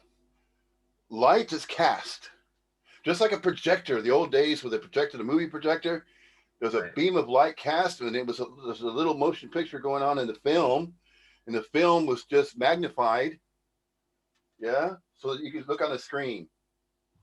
Everything that's going on the screen. You know how people really get into movies and they react to what's on the screen? All they're Mhm. really looking at is nothing. There's nothing there on the screen. It's just a projection. See, Mm. that's what these human corporeal manifestations are. Projections. This is why the holographic universe and the matrix is such a strong belief, because then that's going to be believed because it's known now. And somebody brought it up, and then some these consciousness researchers wrote books, and then it's going to start spinning that way. You're going to get a group. Remember, conjure selves love these groups, and it's going to go off these study groups, you know, and that's where it's not going to get anywhere. The only thing is going to be happening there is that you're going to have to spend your hard-earned money to attend that spiritual retreat. Right. That's the leader, the guy that wrote the book, Dr. Thomas Campbell. Richard, ever since you told me about that, it's like you shouldn't be charged for it, is what you said. And it's Never, like, and never. I seeing, these people that you recommend for me, or well, not everybody you recommend. Some people I just came across, but a lot of them have donation pages. So Yeah. So see what does that tell you? It's almost like coercion. It's just like the churches again. What do they do after when the sermon is done? They pass the plate, don't they? yeah, And then they get you to feel guilty if you don't tithe 10%, right? I actually do. I feel like because there's a part of me that says, well, you received a service. Why didn't you? No, you didn't. You, uh, You didn't you receive a service. well, that's what my mind. I That's what. know because see, you're indoctrinated to believe what you were exposed to in society. In your innocence, you learned that, and then you know it, and it was reinforced in the belief systems, in the religions, in the societal structure. Did you know that there is no societal structures that exist on this planet anywhere to be found? It's just an idea. Consider that. Really, all groups and all of these different, even with non-duality itself, because it's not really a special group or a club. It may be perceived that way by the conjure self, but careful there, because this is not some special group. There is no special information I'm going to impart to William so that he can feel fulfilled, and he's going to go off and then try to take what was said and then apply it to his life. This is not about William Lockwood. This is not about Richard Ty Trevino. This is not about Leonard and everybody else that goes based on a birth name and a birthright and a birth certificate. That they were born, they had a beginning, and then when they die, that's the end of them, and that's that. No, it never was that way. See? But yeah, donation pages. It's not like they're trying to get you, coerce you. Well, No, if you don't donate, then you cannot come back and see my Zooms. I'm going to lock you out. No, it's they're not not bad. doing that. No, I know. They're not doing that. It's just how So, I. but they're kind of maybe they're playing on it, but they're not thinking in terms of, wow, I hope he donates. Maybe I No, can convince him to donate. Maybe I'll be especially nice to him. right. No, It's true. no. This is simply free information. It's uploaded, spontaneous. It's just a conversation that has a life of its own. It's the energy that's being exchanged. That's it. That's it. Now, what's really interesting is that we're able to record our conversations, and that's good. So we can play them back, You know why repetition is good, William? I'll tell you why. Because the um, the action figure is going to try to regroup and turn non-duality into something. It's already going on. It's already happening, and that's not what the message is about. The message is not about to go off in tangents and say, now there's non-duality philosophy. We've got the females doing that now. We have a female non-duality speaker. She's called a female non-duality speaker because she has a human form that's feminine, it's female Right. form. Now, I'm not going to turn around to be the asshole and say all women should not be involved in this because that sounds like discrimination, right? There's certain jobs that women are really good at, and certain jobs that men are good at. Let a man do the man's job and let the woman do the female's job, the householder. And oh man, the liberation movement of women, they go freaking crazy. They get angry when they hear that. What do you mean? I could do anything a man could do, you know? And then it starts like that. It starts spinning that way. See, that's not what's being said here. But still, you notice that females are not even allowed to be spiritual teachers. You see that? Even in the Bible, it's written. You know, since we're speaking about women and religion, or you know what I found interesting, and when I was studying philosophy, is that if, according to what I've been told, is that you know those I figures. saw your cat. I finally got to see it. The black and white. Oh, there's a mouse under there. No. Yeah, it's sniffing under the refrigerator. No. Yeah, I think you might have a rodent hiding under there, because otherwise the cat wouldn't have looked under there. Maybe. But they kill a lot, so yeah. I mean, but they're good. They're good to have because then you don't have to get the exterminator. You got a free exterminator with a cat. Just feed your exterminator and you'll be fine. No more mice. Right? Oh shit. Yeah, but Lisa Cairns. Now, this is worth looking into. Check this out, okay? If you have some free time. Yeah, put this in the search engine in YouTube. That name. Right there. Lisa Cairns is from Australia. Okay. Okay. Now, she's turned this message, and she wasn't always expressing, you know, the way she is now with non-dual philosophy. She made it up. She conjured it. So really? If a non-dual speaker or a neo-advisor is going to conjure and turn non-duality into something else, like a philosophy, no, then it's getting corrupted. The message is being corrupted when it goes off in a tangent like that. Non-duality is not a teaching. It's not a philosophy. It's not anything. It's just a basic fact to recognize. It's just pointing. It's a pointer. It's not meant to be a study of philosophy or any kind of particular study. It's not. It's not a particular philosophy. Never was, never will be. But you see, that's what happened. The message even got corrupted through the Hindus with the guru and the devotee, that you had to eat certain foods and that you should meditate in a certain particular way, and then stay at our ashram. Don't go to the other ashram next door, because if you do, you're banned from this one. You can't come back. The guru does say that. And so in India, that's separation. That's not non-duality. That's not Advaita Vedanta. That's not the absolute. You know? So Lisa Cairns, is she irresponsible? Should she be flogged? Should she be hung? You know? What, no. What did she do? I don't know what she did. Why are we hanging her? Well, I'm just saying that Lisa Cairns didn't do anything. All I'm simply saying, she, for whatever reason, decided to come up and conjure non-duality philosophy. Oh. And then my old self, the way I used to be, man, I tell you, I was really a dick, man. I mean, I was given a birth name Richard, and Richard is dick. Yeah? Richard is a dick. Yeah. Well, this Richard was a real asshole. I mean, a fucking major dick with a capital D. Oh, he was. And whatever anybody told me, I said, no, it's like this. But that's not what is being presented to you here, William. I'm not I'm not pointing at Lisa Cairns and telling her she's guilty of something she shouldn't be doing. I'm Right. just simply saying and expressing what is spontaneously being uploaded. Right. That non-duality is not a teaching. It's not a skillful means. You're not going to get anywhere with it. It can't be used by anybody because there's nobody around to use it. There's nobody anywhere. There's nobody singled out. There's nobody separate. It's I just the think idea. It's in the thinking, in the consciousness. It's the mental thought system that tries to get you to believe that you are on your own. And you got to find your way through life, and you got to find meaning, reason, purpose in your life. it's a man. Pause. Pause. I'll pause it. All right. Yeah, yeah. There we go. Okay, William, were you going to tell a story about? When I was younger, Mm, I had a my body was very distraught with yes.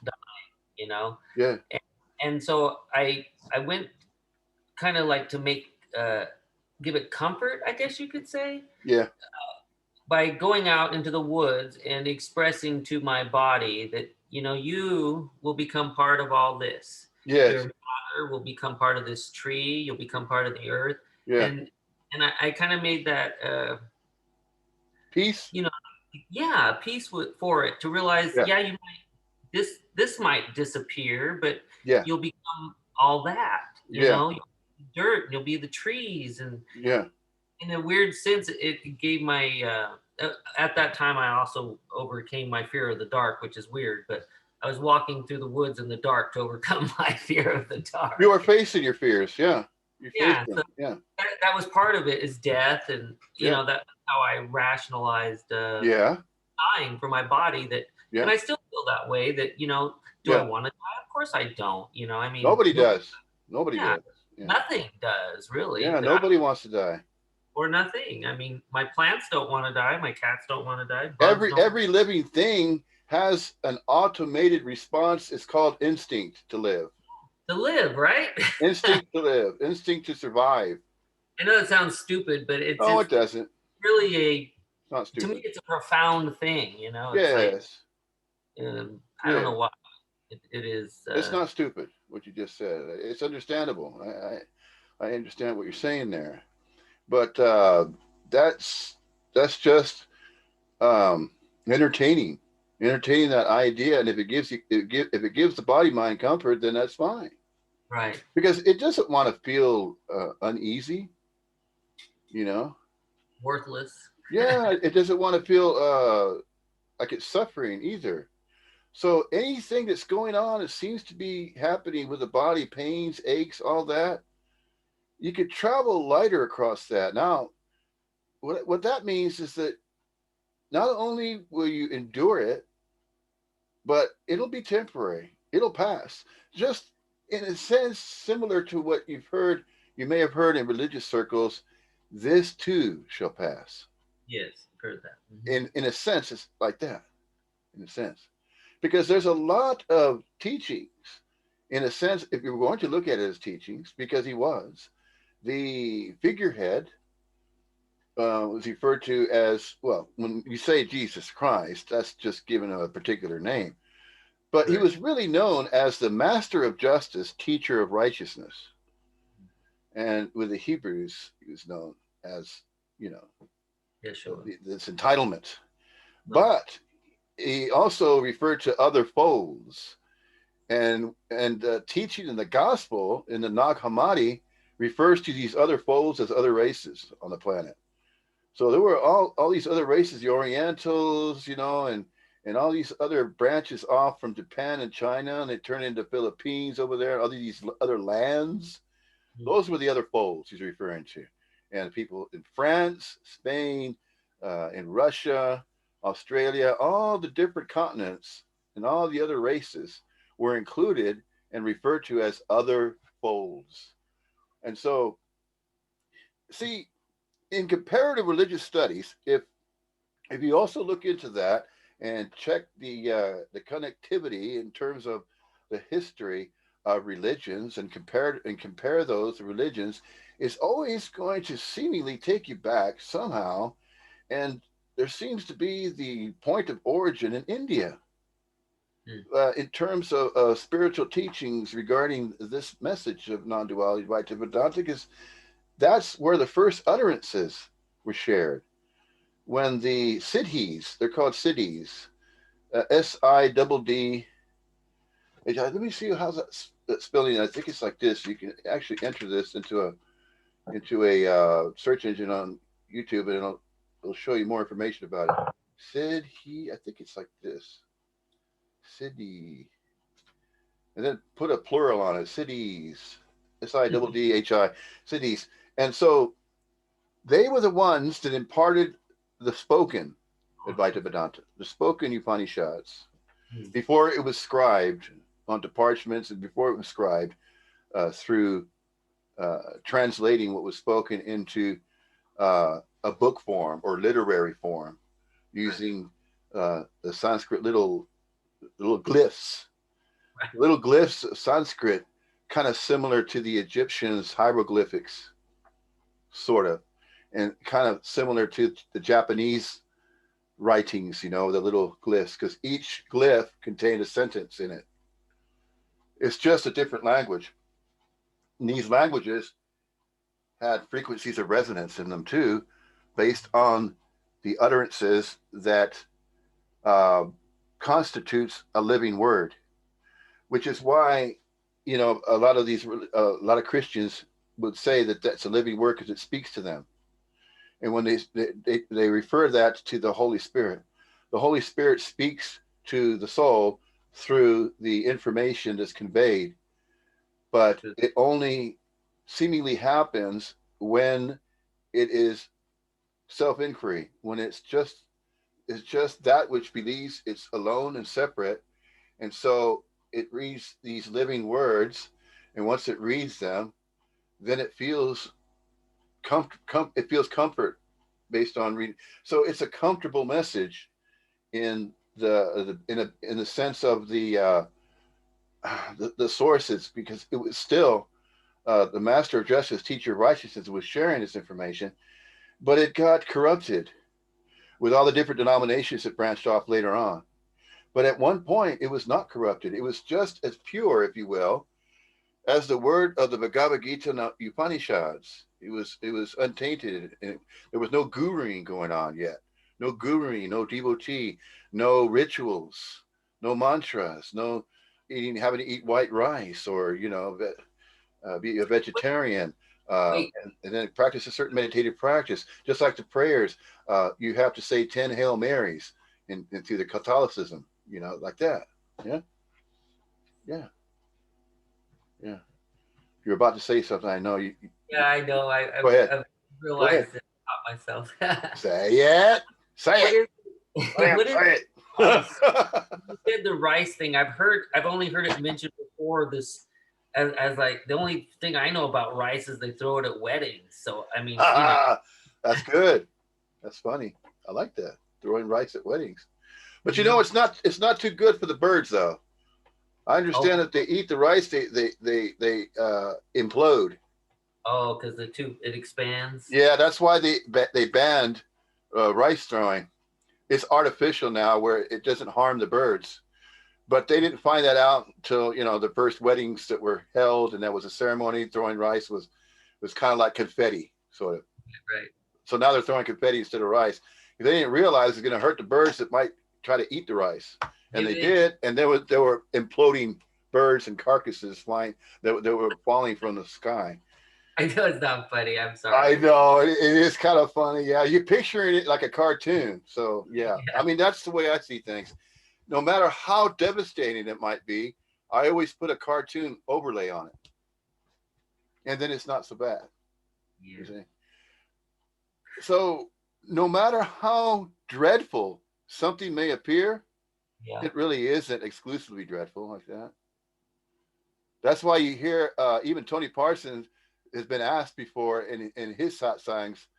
Mhm. There was a seeker in the audience who once asked him in one of his satsangs. It's pre-recorded. You might be able to find it amongst all the other. He has a lot of different videos, as all the other neo-Advaitins do as well. There's a whole array of them. You can just go ahead and dive into any of them, and it's the same message. And one of the seekers had asked him a question. They said, well, what about Hitler and evil? What do you have to say about that? Mhm. And his response was this: that was Hitlering. Now you can't just leave it at that, though. And so, well, what do you mean by that? He was a terrible person. He summoned the the slaying and killing of so many thousands and thousands of Jews, right? And burned their bodies and tortured them and all that sort of thing. How can you say Hitlering? It's everything Hitlering. Just like the cupping and the. So what does that mean? Can you explain that? And never really seemed to get into in terms of what it was learned and believed and understood in history. Those were real suffering. Those bodies really did suffer. So you're not addressing the suffering. Why are you not addressing the suffering? Do you know? You see where I'm going with that? So Yeah. I'm that waiting doesn't for the that answer. doesn't seem to make sense, does it? Is there an answer coming? Uh, yeah, because that which a body is going through and experiencing is just appearing. It's just an appearance of a body suffering. Now, what about on a personal level?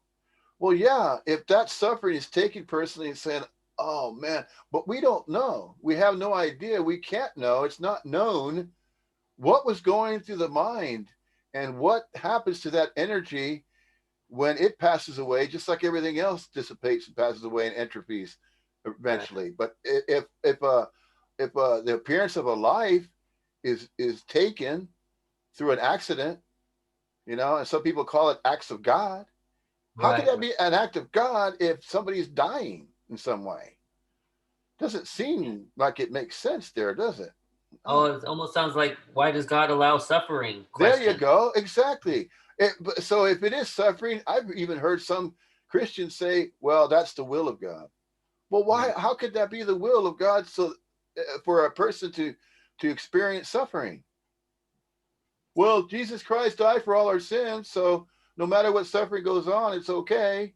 No, how can that be? That doesn't make sense, is it? My understanding I came to was that Yeah, I just I used it like, when a child, being a child, that when you tell your child to do something, they might not always understand. So I kind of, that's how I termed it, is we just didn't know really what's going on. So it's hard to say, because we didn't know what's going on.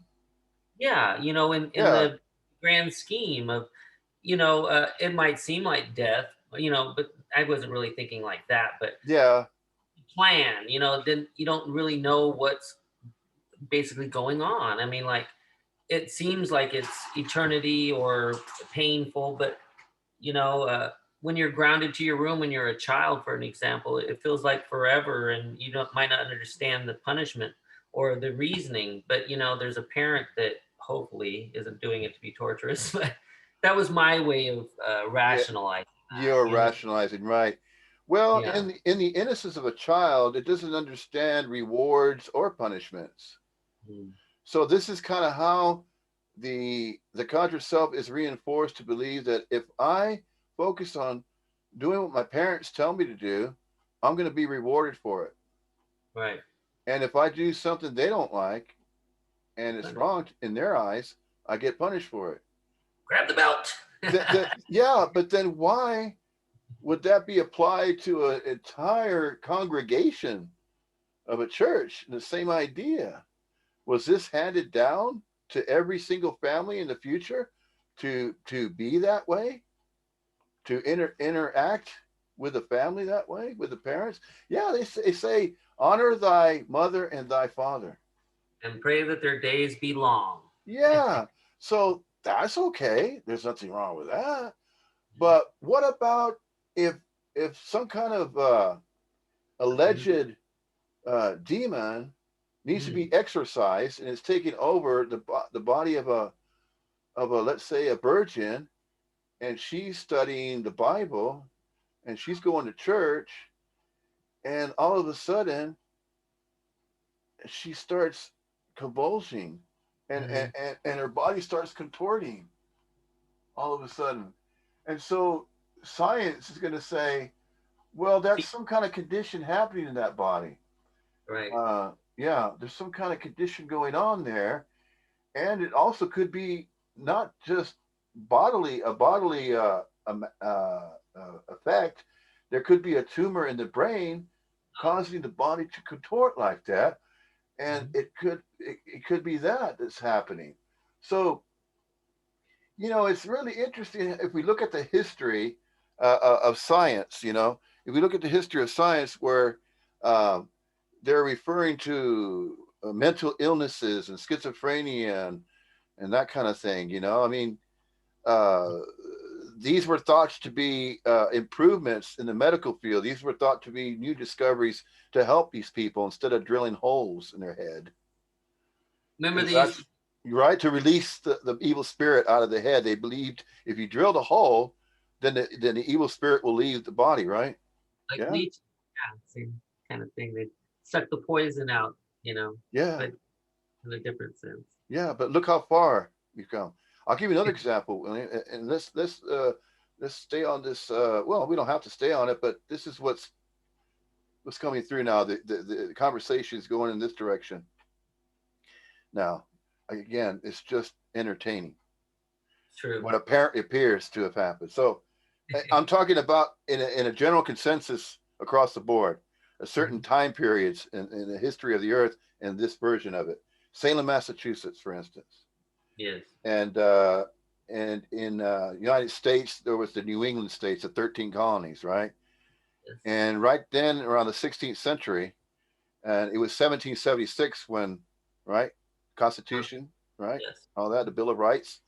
Well, right around that time, there was other things that were going on in terms of spiritual beliefs because Christianity was sweeping, and they were trying Oh, to convert the Indians, Native Americans. They called them savages.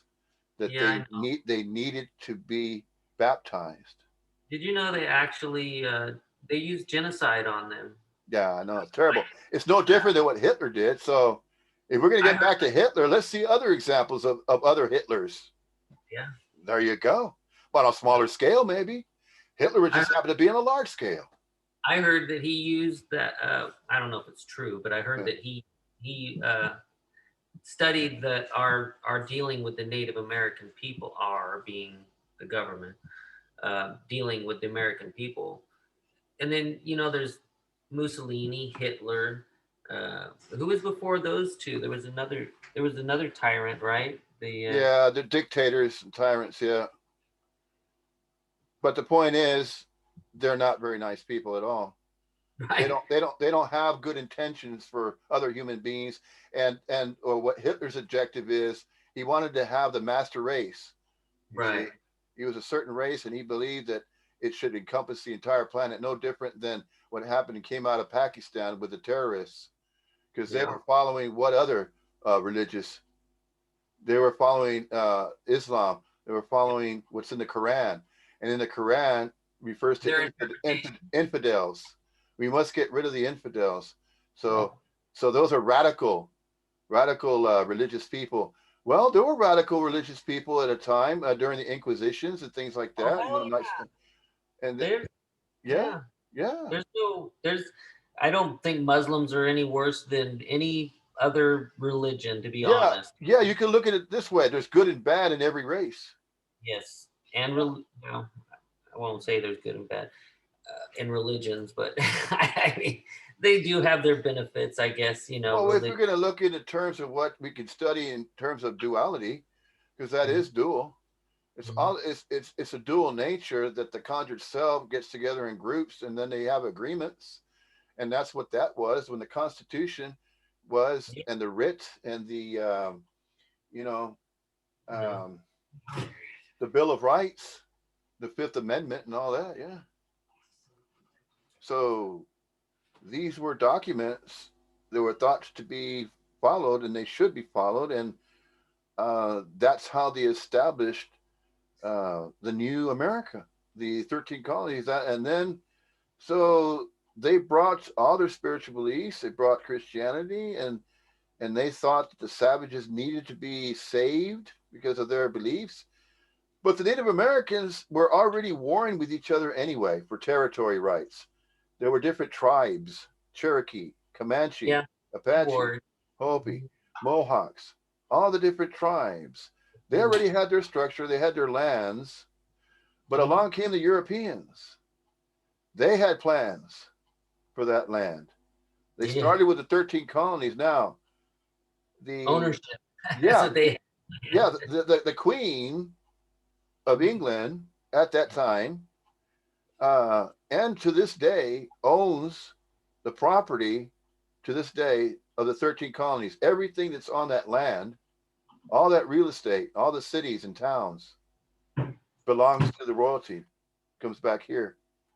I know you never heard of this. The Merchant Marine. You can actually trace this, and this is a fact by looking at the history based on the documents. But On the merchant. it takes very careful patience to study this and find that information. The fact that's why they're so wealthy. That's why they have so much wealth, because they're still getting funds from all the cities and states, and that's a lot of territory. Those 13 colonies there is condensed with one of the very first establishments of the city. There's New York. There's New So York there. we're paying them rent, basically. Yes, I shit you not, man. I'm serious as a heart attack. I For wouldn't doubt real. it. I I would. know.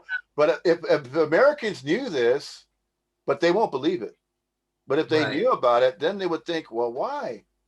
Why did it turn out that way? Well, it was established. Just like a landowner, right? A landowner moves somewhere in a house. He builds a house on the land that he pays for. Well, they're saying that they have rights to it because they paid for that, the 13 colonies in the land, and there weren't hardly any cities. So there was no population. It was just land, Right. and then they started building on the land, the 13 colonies, and they formed them. And going that far back, they had these treaties, and writs, and that's why the Constitution's written the way it is, because in the Constitution also were some of the Europeans that came over to put that together. We the people, by the people, for the people. Yeah, and then everything that was mentioned in there, but underlying underneath it all, there's still the wealth was still going to be perpetuated because of England having the say of the treaties, and then the Queen would write these writs back then and would make the decisions for claiming the 13 colonies. They claimed them because when Columbus landed there, you know about the history in the history books. Right. Yeah, there's a lot more to it than that, though. I mean, you know about the figureheads and their names, the Nina, the Pina, and the Santa Maria. The ships that came over. Yeah, we know that much in terms of history, but there was so much more going on then. You got to do something else? I was gonna make Okay. my mom a cup of coffee. All right, I'll pause it then. All right. What do you mean I don't sound English? Not American. UK and I what was do they born. I call was it? born in Redondo Beach, California. I know. Yeah, Did you hear that, Herman? Redondo Beach, California, suburb of Los Angeles, LA. Yeah, Southern California. Moved there in 2010, right? The UK. Yeah, I moved here in April of 2010 from Texas. Yeah. Because I have a lot of kinfolk. All my kin is in Texas. Because we wanted to get out of. My dad wanted to get us out of there during the Watts riots of the 1960s. Do you remember that? Oh no. Yeah, there was a racial tension between blacks and the white people back then, right? The black people were told to sit in the back of the bus, and they were also told Right. not to drink from certain water fountains. There was a white water fountain and a black water fountain. Right. Yeah, during that period of time. So they all band together. The blacks felt the oppression so much that they began to fight against that, and they wanted equality. And so that was around the time of Martin Luther King. And then what happened to him? What happened to him? He got assassinated, didn't he? Right. Right. Yeah. Yeah, because the white people allegedly made it happen. They didn't want him to be there. Now, the Kennedy assassination, you know what that's about? Kennedy was going to disclose about the aliens, the extraterrestrials. That's what they say. I've heard that. Yep. And they didn't want him to disclose that information. So they made it possible. They talked to the mafia. And then the mafia made it look like Oswald did it. It was a single man. But then there was a second, from the grassy knoll, there was a second bullet. But they don't know who the shooter was. You know, I seen some video just recently that the way they looked at it, I don't know if it's accurate, but they actually say that it looked like the Secret Service shot him from the front. Did you hear that? Yeah, we assassinated him. I mean, point blank range. Yeah. Yeah. And it's like, I thought, well, you know, I mean, not that it's true, but you remember when his head, his skull popped off? Yeah. Flew in the back, and I thought, well, that kind of makes sense that the bullet came from that direction, because if you know, it peeled his back, so to speak. Yeah. And she's out there grabbing the top of her husband's head. Yeah. There's many conspiracies like that are still floating around, and we don't really know the bottom line. Another one is the towers, the 9/11. Yeah. There was this wrestler. What's his name? That ex-wrestler, the WWF. What was Hulk Hogan? No, not Hulk Hogan. It was another one that began to expose that the 9/11 was an inside job. Oh gosh! Didn't he run for governor? Yeah, or something? Yeah, governor of Minnesota or Wisconsin or Michigan, or I'm trying to remember his name. Run a Google search. I can do it. I can run a Google search. We'll find out. Fahrenheit 9/11 was that movie that came out. Did you see that one? Fahrenheit 9/11? Yeah, with Richard, or not Richard, Michael Moore. Yeah. So there's a yeah. You know, I was a real big Obama fan. I mean, like I kind of thought he walked on water almost. And then I watched this Michael Moore movie where during the Obama administration, the military was bombing a city. There was actual pictures of him bombing the city. Wow. And the residents said, we thought there was war. And I thought, why the hell? Come on. Yeah. I mean, I don't know. We can wiki this. Wikipedia. It's on Wikipedia. The conspiracy theories. 9/11 conspiracy theories. I'm going to read it off. Okay. Yeah. It says here that the planning and execution of the September 11 attacks against the United States to parties other than or in addition to Al-Qaeda, including that there was advanced knowledge of the attacks among high-level government officials. Government investigations and independent reviews have rejected these theories. Yeah. Proponents of these theories assert that there are inconsistencies in the commonly accepted version, or that there exists evidence that was ignored, concealed, or overlooked. Yes. The most prominent conspiracy theory is that the collapse of the Twin Towers and 7 World Trade Center were the result of controlled demolitions, rather than structural failure due to impact and fire of the aircraft. Another prominent belief is that the Pentagon was hit by a missile launched by elements from inside the U.S. government, or that a commercial airliner was allowed to do so via an effective stand down of the American military. Possible motives claimed by conspiracy theorists for such actions include justifying the invasions of Afghanistan and Iraq, even though the U.S. government concluded Iraq was not involved in the attacks, to advance their geostrategic interests, such as plans to construct a natural gas pipeline through Afghanistan. Other conspiracy theories revolve around authorities having advanced knowledge of the attacks and deliberately ignoring or assisting the attackers. That's fucked up right there. Yeah. That is. Yeah, it's hard to, it's something I wouldn't want to believe about my government, you know, that's for sure. But, especially when we were innocent kids and we were putting our right hand on our hearts and pledging allegiance to the flag. Yeah, in the school. Yep. Here we are, innocent kids, first grade, all the way through up until about 5th or 6th grade. Then it stopped. You know why it stopped? Because then we were old enough to figure it out for ourselves. Oh, okay. Yeah. And we did. Many of us did. Many of us recognized a history that happened other than the accounts in the history books. That's Yeah. not, that's just another version of the history of the earth. And no, there are so many other versions. The And there problem is nobody was there to witness a lot of these world events that were going on in the past. Yeah, yeah. So there you have it. Take your I'll be pick. right back. Yeah, I'm yeah, gonna yeah, get my mom a coffee real quick. yeah. Okay, where I was going to go with this and bring it back to the non-dual theme here. Yes. Um, when we were referring to the Native Americans Yes. and the treaties that were written, but a majority of the land was seized and taken over as they made their way west. Yep.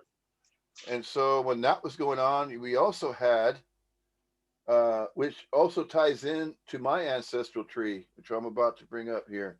And it's even in the history books. So, of course, the ancestral trees are. That's how we get the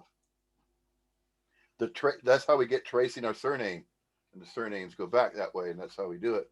But in terms of moving westward, when the Europeans were continuing to make treaties with each tribe they encountered, as they continued to move westward, there was a lot of bloodshed Yep. because the Europeans wanted to take over the lands as much as possible and then make a treaty to say, okay, we're going to have these little communes for you. We're going to segregate certain parts of the land. You can have that, but we're going to take the rest, which is wrong. I mean, Yeah. these Native Americans didn't ask for that. No invasion. They were fine where they were, and they were just, just developing and doing their own thing. And it's if they had the ability to go east and try to take over United Kingdom, I mean, that could have happened, but it didn't. It didn't go down that way. So if you see that movie Avatar, Oh yeah, yeah. it's kind of like that. Yeah, that movie Avatar is a representation of Native Americans when the Europeans invaded the lands when they came over back in the 1600s. Put oil in it. Yeah, it's a representation of that. So meanwhile, there was two rivals that were going on, Mexico and Texas. Oh yeah. Mexico wanted to take over, and that was the Alamo. Right. Remember the Alamo kind of thing. Yeah. So Remember the album. yeah. So what's really funny, and with my ancestral tree, on my mom's side of the family, it turns out that historical figurehead Pancho Villa Oh, is one of our ancestors. so My you're a little Mexican? Got a little Pancho bit of Villa. Mexican? Yeah, yeah. See, Trevino is not really Italian. Trevino is Spanish. Oh. It's pronounced Trevino. You Well, see my that? grandson, Huh? Herman, my Yeah, grandson's name is Herman. Herman. Herman, I know. I Or it know. says, oh, you heard me probably say Herman. Sí, cómo no. Yeah. Uh, That's cool. hablan español también. See, that's my second language, Spanish. Right on. Another My, surprise. You thought I was a white guy, didn't you? Fooled you. I wasn't sure. I see But one of your anyway, pictures. huh? I thought, I see one of your pictures, and I thought, I don't know what race this guy is. Yeah. He looks black, and one of them, I thought, is he changing skins on me? I'm doing the CGI, man. Right. You'll never know. I'll be Asian tomorrow. Yeah, well, I could be from India for all you know. No, I'm just kidding. Yeah, right. I can talk like this, and you would think I'm from India. How may I help you? Customer services. My computer. Are you getting to Microsoft? I'm going to take over remotely of your computer. That's always a good thing. Yeah, that's their thing. They're real good at, taking over your computer. And they act like they're from Microsoft. Yeah. Yeah, and they try to hack in. And they find out what your ISP is. And once they're in, that's it. They look for your bank account information in there and all that sort of thing. Before you know it, they already wiped out your account. Yeah, I've been hacked like 5 times, which I don't Oh, even. that's I'm not. terrible. Terrible. Yeah, I'm not a rich person, so I don't. Yeah. I asked them. I said, and they said they think that a lot of them do it just to do it. Yeah. Because. Yeah. Do you remember But there was a movie called Hackers? yeah. Angelina Jolie, I think, was in it. Was she? No, it wasn't I, Angelina. I don't remember it like clearly, Oh but no, I no, no, remember. no, no! It was that guy that played Shaggy in that remake of the Oh, cartoon Scooby Doo. I yeah, think okay. that actor was in it. Yeah. You know who his name is? He said he was also in Scream. Yeah. Well, then you must have seen the movie Hackers. Then knows what I'm talking about. Then, yeah. But yeah, that's why they do it, because they can. You know what happened with Yahoo? It got infiltrated by hackers. Yahoo, and also the NHS here in England got attacked by hackers. And that messed up medical records, and that's serious, man. Those are people's lives, their records, their medical records in there. So they were doing it because they could. And then they get ranking. These hackers get rankings because they did that. Now, I'd like to see them hack Google. Ain't no fucking way they're going to hack Google. I tell you why. They have the best. They have the best IT team of them all, including Facebook. Facebook and Google will always be protected from hackers, because some of the hackers are with Google and Yahoo, but they're for the good. They're not to go out there and mess with other people. They just get paid. They get paid well enough from Mark Zuckerberg to keep it quiet and help with the firewalls and things like that, and the security features with Facebook and Google. Yeah. Like that saying, it takes a thief to catch a thief, right? Yeah. And it takes a hacker to catch a hacker. Yeah, exactly. And there was a saying my father used to say. He used to say, "You can't bullshit a bullshitter." Yeah. Yeah, well, okay. See what he means. But yeah. I'm telling the truth, Dad.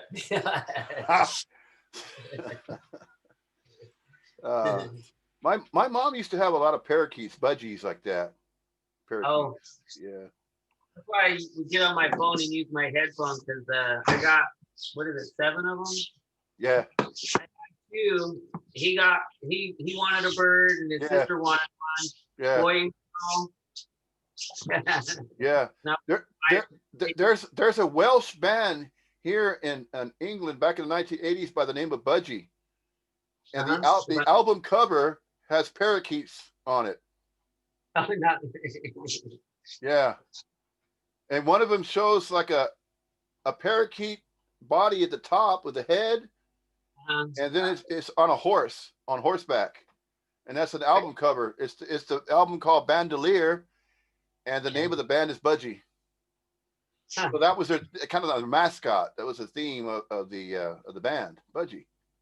Somebody told me that some of those bungees got loose over there in the UK or London area, and now they're wild. Is that? Oh yeah, that happens with all kinds of different species, different types of birds. Yeah, that happens. Just like certain kinds of animals hitch a ride across the Pacific Ocean on ocean liners and things like that, and that's how they get onto the lands, in North America, and then they kind of perpetuate their kind that way. Yeah. Let it brown. You turn it up. It's going to be too hot. I'm about to tell you where my ancestral tree goes further back than that in Pancho Villa. I'm about to tell you it's from my mom's side of the family. Because you see, my mom, her surname is Corral, Corral, Corrals. So the Corrals are from the Sierra Mountains in Mexico, San Luis Potosi. Okay. Now, there's a tribe of Native Americans up there in the mountains. They're called Anusazi. Yeah, right there. That's the tribe of the Anusazi, Native Americans. They're up there. Yeah. So my ancestors come from that lineage, the Anusazi Native Americans. Nice. And that's as far back as I was able to go because the records weren't available before that. It was when they started keeping track of records. Yeah, Birth that's a long, birth certificates, things long like time. that. Yeah. On my dad's side of the family, it's nothing really fancy there.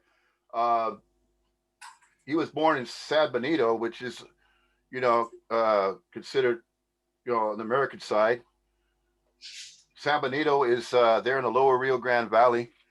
There's Harlingen, Brownsville, and a smaller town um, just east of Harlingen called San Benito, a very, very small town. And that's where he was born. And so my mom and dad met after the Vietnam War. They got together and they were boyfriend girlfriend and kind of grew up. And the families were there, the Treviños were there, and so I know somewhere along the line, I think there's some kind of Italian because Trevino and Marino, Mhm. so close in pronunciation. So I think on my dad's side of the family, we may have some Italian blood there. Aren't Spaniards and Italians pretty close though? Yeah, they are. They're kind of a spin-off, so to speak. Yeah. We have Sicilians, you got Italy and Spain. Some went from one land to the other and there were interchanges and that kind of thing. So yeah. Maybe some of that happened in history. Yeah, it may have. It may have happened somewhere along the line. Uh and the famous golfer Lee Trevino. Have you ever Uh, heard of that golfer? no, Tiger Woods, Okay, honorable. Tiger Woods, yeah. Well, there's I there's not like ball. Jack Nicholas. Yeah, yeah, yeah. Okay, well, Jack Nicholas, there was a guy by the name of Lee Trevino. Lee Trevino seems to have ties with our family tree as well, going that way. So yeah, so there's a Trevino clan, and the Corrals are from over there, up in the Sierra Mountains, and then that's the Native American ties. So that's it right there.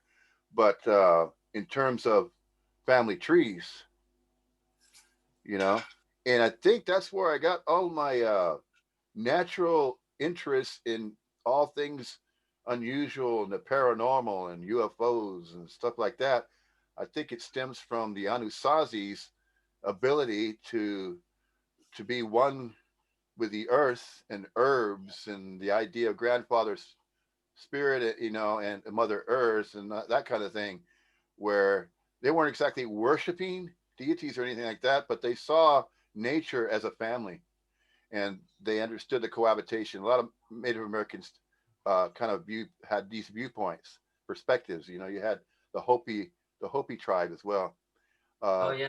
yeah, the Hopis were really big on the those who came from the skies. They talked about star people and things Yes. like that. Yeah, Yeah. yeah, So do you think that sort of the, I don't know want to call it the spiritual mind, but a yeah, spiritual type of mind is a kind of yeah. hereditary It might or be it might be hereditary. It may be a genetic oh DNA RNA firing. See, mhm. in the DNA sequencing, to decode that, there's too many innumerable pathways when trying to decode a DNA strand, the strands of DNA, and then there's what's called RNA factors. These RNA factorings, because I was listening to a microbiologist by the name of Bruce Lipton. He was explaining how that works with the DNA and how RNA factorings fire at certain ages in the body. So you reach certain ages, and then an RNA factory is going to fire on some kind of a trait that goes Oh back in your family tree. Some kind of a trait. It could be a condition. Uh, it could be an imparting of some kind of information, and all of a sudden it's like a switch goes on. So these right, right, RNA are like little tiny microbial little switches, kind of similar to synapses firing in a certain right. order. It Mhm. changes it. When these DNA RNA firings hit the brain, the mind, then it reconfigures the mind, and then a dormant part of the brain creates a synapsis that was dormant. That's why we only use 10% of our minds because we're getting by using 10% of our minds. Well, some of us use 5% maybe, but Don't But be pointing me out. well, yeah, I mean, some of the more really intellectually adroit use almost 10%. But Right. what's the percentage anyway? Those are just measurements. And You know, again, I must have told you I have brain envy, right?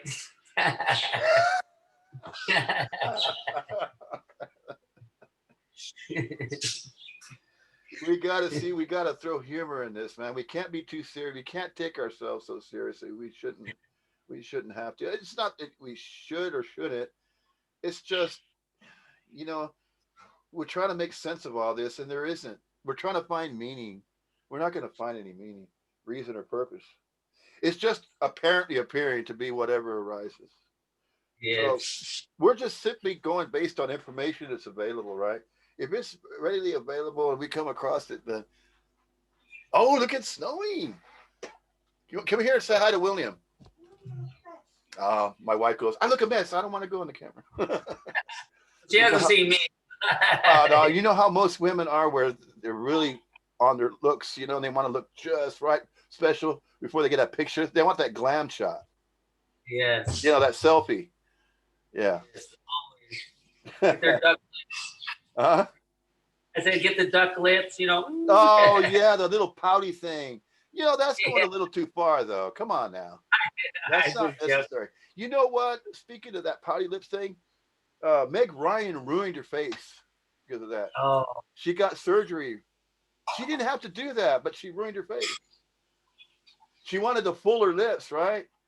Well, now yeah. she looks like a freaking duck, like she has a freaking I, bill, I, duck, duck bill. yeah. It's so sad. I know. It's. Look at Sylvester Stallone, man. He looks like his mom now. So much surgery on the face. That's not Uh, necessary. Just go natural. Go natural. Look look right? look at Bruce Willis. Look at Betty White. She's beautiful. She's Yeah, just natural. You're fine. Oh, she's a funny woman too. Betty She is White. a comedian, man. She is funny. Yeah. Not too many female comedians are really that funny. Um, oh man, but yeah. See, we could talk about traditional things. It's absolutely, that's absolutely fine. Entertaining these ideas and based on, we have preferences. Sure, the action figure, the body mind, the conjure self still, Yep. still enjoys certain programming, certain, Netflix movies it's going to choose to watch. My wife and I, we're into horror movies big time, Here you and like what? oh, she loves horror movies like Evil Dead, Bruce Campbell. Um, I don't like scary stuff really. I just Oh, you don't? yeah, I used to, but I just You can't I get don't into it? No? huh? You can't get Yeah. into those horror movies? Can't get I into just them? don't, yeah. I when I was younger I did, but now I'm more science fiction. I mean, if it's sci-fi horror, but not like slasher kind of horror. I don't. Oh, well, yeah, yeah. It's just dark humor. It's just another way of looking at it. But yeah, Yeah. I catch your drift. I would go to more sci-fi myself, but my missus, Bev, she likes the horror movies. Oh, and paranormal stuff. Man, she's really Oh, into paranormal big time. Yeah. there's a commonality there. Well, yeah, but I tell you what, it wasn't until I moved here to UK and the first house share we had here in North Peterborough in the Hamptons. Really nice What's that? place. They've got these man-made lakes and the ducks and all the wild, wildlife there. But we had a house share, and we were experiencing paranormal activity. We couldn't explain what we were witnessing. We were For seeing real? little jars of ointment rolling by themselves across the carpet, and there was no wind current or nothing like that. Just objects moving by themselves. What did you do? Did you laugh or did you like? Well, that's neat. No, we were kind of in awe of it. And then an orb of light went by. My wife and I were just watching television, and an orb of light went past us like this, and there was no Wow. reflection of On the any, window. yeah, no windows from a car, because I've seen that effect before, and so as my wife and I are really sharp to catch things like that. But when it comes to Right. and her daughter Natalie was going to the bathroom, and she heard somebody coming out the stairs as though someone was coming up, And by the time she quickly went to close the door, because she was, you know, it was okay. No one else was upstairs at the time, and that was the only restroom upstairs. Well, there was a half restroom downstairs, but we didn't use that much. But there, she swears up and down that she heard the stairs creaking as though someone was coming up. She tried to quickly. She was in mid wee, right? And she tried to quickly close the door because she heard as though somebody was coming up, and she saw a shadow, but she didn't see anybody. Oh man, it was as though it was. See, this is where the idea of the shadow people come in. Hmm. I don't know if you ever heard of that, shadow people. Uh, it's not like recently. I might have. It sounds somewhat familiar, but I don't have a real grasp Yeah. of. Well, the ones, if you go to YouTube and you try to put in the search engine YouTube shadow people, it's going to Right. take you to the CGI ones, the fake ones, and then Right. they're going to try to spin it like that because there's always somebody that comes around and fucks up the authenticity of a paranormal event. Right. So now you can't believe anything, There right? you go. It's going to be difficult to tell reality from a stage CGI reality. This is where the holographic universe comes in, and the government wants to use that. Did you know the government wants to use CGI in a larger scale, and they want to use the satellites? They want to use a satellite, and guess what they're going to do? They're going to try to duplicate the second coming of Christ. I wouldn't doubt that. I've been I'm thinking. serious. They're really going to Wait, try to do that, and they're going to try to fool the religious people into believing that they're seeing, and they're going to start praying, and then it's going to be a figurehead. Guess what it's going to be? It's going to turn out to be an extraterrestrial race because there's going to be an agreement. And I know it sounds conspiracy theory all over again and outlandish. However, however, the story goes like this: mhm. that the agreement that was done back in the 1940s when the Roswell case, remember the famous Roswell crash? Oh yeah. Okay, since then, there's been an agreement with them just because others showed up. But you don't hear this in the news, and they wink in and out. There's no evidence. Nobody can get any evidence of a craft or anything like that. The wreckage was seized. Nobody has a piece. But there was one guy that had saved some of the wreckage, and he said you could fold the material like a very thin piece of aluminum. You try to bundle it up, and you put it Yeah. on the table, and it will flatten by itself. Right. So it was living material. So you hear all these stories. That's how much I was into the UFOs back then and that kind of thing. So I attended these UFO conferences, 50 Oh, speakers, man. I went all out with it because this body mind action figure used to be a staunch seeker. So I was into all that sort of stuff. So I went to the South Mountains, the base of South Mountains every summer, and I attended every conference that was going on back then. And it was a weekend at the Holiday Inn. And guess what, William? That was the very day that giant boomerang shaped UFO that was silent oh, going over Phoenix. You in know the Phoenix. Phoenix lights? Yeah. I was there. I was Oh, there the day that it happened. oh, That and weekend. Yeah, I was there the weekend it happened in 1991. I believe it's 1990, 1991. And it was. I was just saying it was such a massive sighting and so real. And then you had the government guy come out and said, "Oh, we caught him," and just made bullshit of it. You yeah, but know. then even the governor of They, Arizona saw it himself. He saw it. But he was yeah. trying to make light of it because he was getting so many calls and people were scared. They wanted to know what the hell is that? It was Right. silent and it blacked out the night sky. You couldn't see the stars behind it, but you could see a shape of a V. It almost looked like a giant stealth bomber, but it wasn't. So, do you think people would freak out if alien ship landed on the They've right? already been they've already been here all along. That's what would freak people out the most. Is that they've already been here? They've already been here hundreds of years, thousands, probably even thousands of years in So some they in some accounts. it'd We be just more. we just know about the famous Betty and Barney Hill case and those type of UFO Oh, cases. right. Yeah, What where about she I think she or he drew a star map when they were abducted. They drew a star map, and then they try to map, uh, the astrological configurations Mhm. of a certain area, and they called it. This is where they got Zeta Reticuli from, because it was a match of the star map that they drew when they were abducted, allegedly. I know. that sounds like freaking utter craziness. No one's going to believe that. Nobody's going to believe that one. But then there's some that do believe it, and I tell you what happens with them.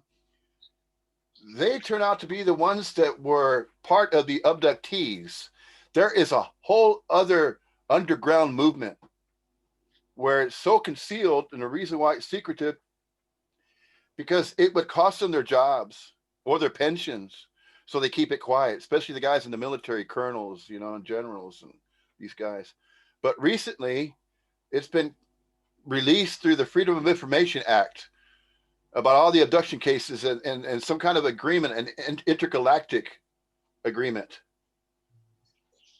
between alien races, 57 of them allegedly, 57 different alien races from throughout the infinite universe have figured out how to bend space, fold it, travel through a wormhole. You know, taking long light years, just many thousands of light years, and then bend space. That's how advanced their technology is. Allegedly, nobody can prove this, but this is what's been leaking gradually. The Disclosure Project. There's a guy that's trying to disclose it, and if you go to Netflix, put in Disclosure on there, you'll get to see the documentary. George just said, he walked by and said, I just watched that. Is that not coincidence or what? Do you see how the correlation? Notice the timing. Come on, of all things that he watched, your grandson, right? You saw this. Is this not coincidence? I could be talking about absolutely anything right now, but it happens to be something he viewed.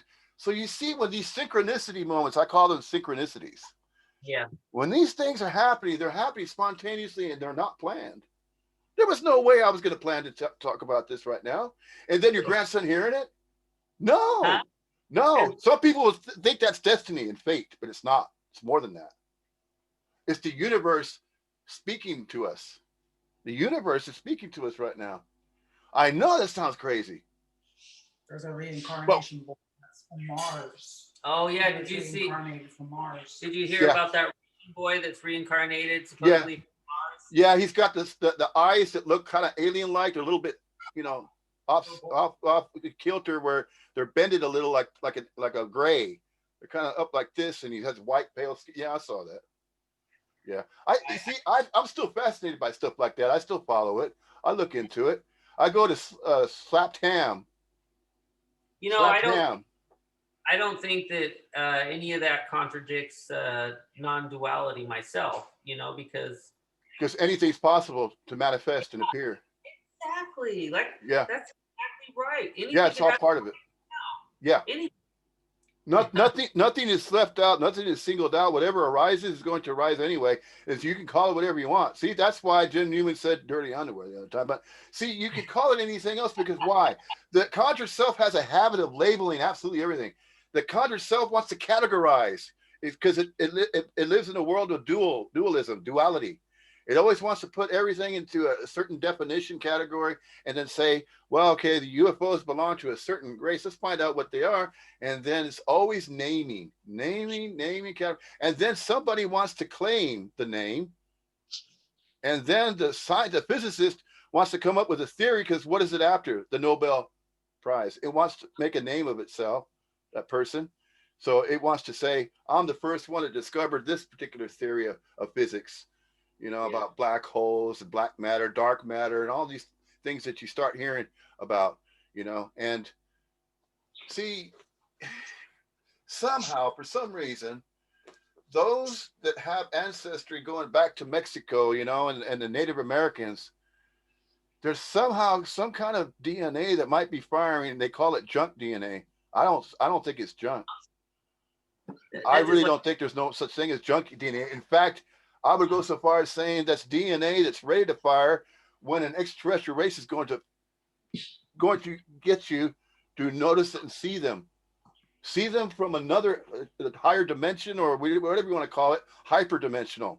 They're hyperdimensional beings. They're so far advanced. We may as well be. It's like comparing us with an anthill. That's exactly what I think. Ants. Yeah, exactly. That's how far advanced they are. And even in an episode of Star Trek, Spock told Captain Kirk that one time. He told him, we may as well be He said they're so far advanced, Captain, that you know how logical the Vulcans Yes. were in the show. So Yes. he can't tell a lie. He used to say that, Captain, I cannot tell a lie. Not It would logical. be illogical. You know? Yeah. So anyway, I was really a Trekkie, man. I was a staunch Trekkie, but I didn't go to the Trekkie conventions. I didn't go that far, but you know, I was really into Trekkie. So either you're a Trekkie or you're into Star Wars. I wasn't into Star Wars because that's about war, and I don't like warring. I would rather explore space, you know, explore and find new worlds and interact with all these advanced beings. I find that fascinating. Just that alone, just the idea, you know, interacting with very advanced races and things like that. So we can entertain those ideas. Who knows? It may be really truly so, but it's so far fetched to be believed that how can you possibly fathom and understand a race that's thousands of years more advanced than all earthlings, so to speak, or people that have, even if it was a reincarnation cycle going on here. And then there's the idea that the souls, the essences that are in these bodies, are really from elsewhere. And these would be the people that are looking into things like you and I right now. Right. You never know. Your essence or soul might even be from some Earth-like planet light years away from here. And that you and I may have been just simply incarnated into, you know, as an earthling. And then when the junk DNA fires, that's when no, that's when you have the dreams. Oh. I'm talking about a dream within a dream. Mm-hmm. Have you ever experienced a dream that feels more real than this awakened state right here? This is the awakened dream, okay? Now, I'm getting back here to this again. The Bhagavad Gita and the Upanishads, it's written in there. And even Christ said himself, if it weren't so, I would have told you. If it were so, I would have told you. Right. So, and then there's the other one. There are more things under the heavens and in the earth that are dreamt of in all of man's greatest imaginations. So whatever mankind or the human race can imagine, there are more things beyond that that are possible in the infinite universe. So there you go. Let me show you this. I saved one New Age book. Uh-oh. Just for you, William. I saved this. Oh, okay. Now, how would I know that I was going to be speaking to you about this subject? There's no way. Anyway, this one is called ET 101. This is a comical way of looking at it. Okay. So those souls allegedly that are from, from some other part of the universe, some other galaxy, Earth-like planet, are visiting here, and they call them the Wanderers, the starseeds, the Wanderers. So for the longest time in the early 90s, I was using the nickname Ty Wanderer. My middle name, Ty. I put Wander at the end because I was really into this sort of thing. And I was also talking to a guy by the name of Scott Mandelker. So if you're curious, I'll put his name on there. You can run a search engine, run it in the search engine on YouTube. Check it out. And this is exclusive stuff right here. There's a lot of people that don't know about this sort of thing, where there seem to be these uncanny correlations that what if it really is like that, but nobody can prove it. Right. What if it is this way? What if your essence really did come from some other planet, your home planet? Maybe you longed and looking at the stars and you wonder, wow, if it's possible there could be billions of Earth-like planets, maybe I'm from one of those. You can entertain that idea. You never know. Maybe I smoked too much weed this morning. Hey, you been watching me? Yeah, maybe I hit the bong too hard, didn't I? Yeah. No, but you know what that does? That's medicine, man. That relaxes. That's a relaxant. Did you know it's legal? You know very well about Silicon Valley. Yeah. California. I could go up to the border 3 miles away and they're selling it. Yeah, and medically you can use it because you had surgery. Yeah, that's it. Yeah. You can use it for medical purposes and reasons. It Yeah. reduces inflammation. It's a natural anti-inflammatory. Yeah. It is. It really is. And it also helps mental illnesses too. People that are bipolar, they take it, it chills them out. They don't have that scatterbrain thing anymore. And I think I'm borderline. This body mind, I'm not saying I, but the I that says, you know, I'm a single body and all that sort of thing we were talking about earlier. But yeah, this is why I talk so much in my chatterbox, man. You can't even get a word in edgewise until, you know, if you start asking the question, I'll stop. But you have to ask the question, because if you don't, I'll just keep going. And this could be for hours, William. This could go on for hours and hours and hours and hours. If you check some of my recordings, and I say my recordings, well, the recordings that this body mind actually, I don't have to say it like that, right? I can still use the pronoun, you know. But anyway, you get the gist of what I'm saying. So right. If you want to check out all my videos, there's a whole list of them, a whole slew of them on my YouTube channel. I tried to find you on YouTube. I couldn't find you. Here's why, because you didn't put my name in. Just put my name in like this. Like that. Okay. But lately it's been the Conjured Self, because that's a new branch. I branched off from my website, and you know, that's the latest, branched off, but it should connect to my name, and then my name should show you all my videos. I have about almost 100 videos collected. Ever since 2016, I started recording.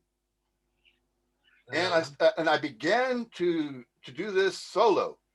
What I began to do was take the habits of when I used to search this stuff, you know, this metaphysical stuff, right? You know, with aliens, all that, the metaphysical thing. I took all that new agey metaphysical thing, and then I channeled it into the non-duality message, Advaita Vedanta. And you know, a lot of those blue beings that are seen in this book. Let me show you this. I don't know if you ever seen this before. I'm going to show you some images and pictures here. You check this out, and you tell me what this reminds you of. Let me see if I could find them. Where are they? I know I just came. Yeah, here we go. Where is it? There we go. These like blue beings. Like that, you know, in India they show these blue beings, like blue skin. Yeah. With blue skin. I made one of those. And when I played video games, I made one. Yeah, an avatar, right? Yeah, an avatar represent, and I named it. I researched the goddess names and weird. You know. That's cool. That's cool. You did that. Yeah. So the blue skin could be an alien race. Could be construed as an alien race. Right. So, and even in the Gita, it does refer to other Earth-like planets throughout the infinite universe, and that they are these races of alien beings that are being maybe some are involved with abduction, some are involved in imparting information, and then the DNA, RNA factor is fired at a certain age, and then they go off with what's completely entirely different than what conventionally goes on. You get a job, right? You go to school, you get a job, you get a career, and that's what you do with the rest of your life, and then you retire, and that's it. No, far more than that. No, that's not it. That's not it. But with the societal structure and the way it is, and what's common knowledge and in agreements, it goes on that way, doesn't it? There's another book that I have right there that I kept with all my new age other stuff, was The Secret Teachings of All Ages by Manly P. Hall. Man, now there's an encyclopedia of new age information and things like that. And if you just put this in a search engine, Manly P. Hall, it'll bring up the book that he wrote, The Secret Teachings of All Ages, not just a few ages, but all ages. I'm researching you right now. I'm trying to get you on the. Oh, okay. You should be able to find my videos somehow. For some reason, since I don't use this computer much, it's like giving me hell. So I'm trying to use my phone, and then. Well, yeah, but if you use your computer, then it'll start building a memory, and then it'll start revisiting, you know, through the history, and it'll build a cache. And yeah. already, but Yeah. he's saying that. Well, because you probably have to iron it out, and you probably get the preferences and all that good stuff, settings set up, that kind of thing. Because this is the first time you said you've used it, right? Yeah. Well, yeah. See, it's going to take a lot of configuration then. Yeah, it's going to take a bunch of configuration. But anyway, ET 101. Yeah. The Cosmic Instruction Manual for Planetary Evolution. See, I was getting into all that evolutionary idea about being part of the, some kind of group. Co-created by Mission Control. Mission Control. Mission Control. It reminds me of that one song, that Rush song. We have assumed control. 2112. We have assumed control. We have assumed control. ET versus Alien. Really? Seriously? I just flip into the book and it says, ET versus Alien. Now that you have learned the difference between an extraterrestrial and an alien, we would like you to forget the distinction immediately. The danger in the definition is that as mental concepts, they separate once again. This mission is not about separation. No.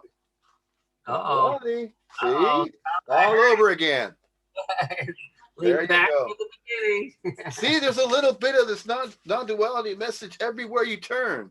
Yeah. Once it's recognized, you're going to start seeing it showing up everywhere now. Yeah. You're going to start noticing it. And then your dreams are going to change too, by the way. Those dreams that you thought your own dreams, you're going to start having visions. You know the kind of vision that I keep having, it seems more real? I'm looking up and there's freaking hundreds of UFOs of different lights and shapes and colors. Since you said it, I'll tell you my dream. I dreamt that, I know it sounds silly, but an alien woman, she looked human. Somehow we were having this conversation that she was going to show up, and I was like, well, I'm nervous about this. And did she have an extra titty in the middle of her head? She had 3 tits, right? Anyway, I forgot to ask. Damn it! Like, I gotta prove you're alien. Show me you got you got 2 hands on each breast, but you need that third one. Dude, in your face. We'll play boats. So how do you go? Fine tuning and boat knot. I'm sorry, we were getting too serious earlier, so I want to laugh about it, man.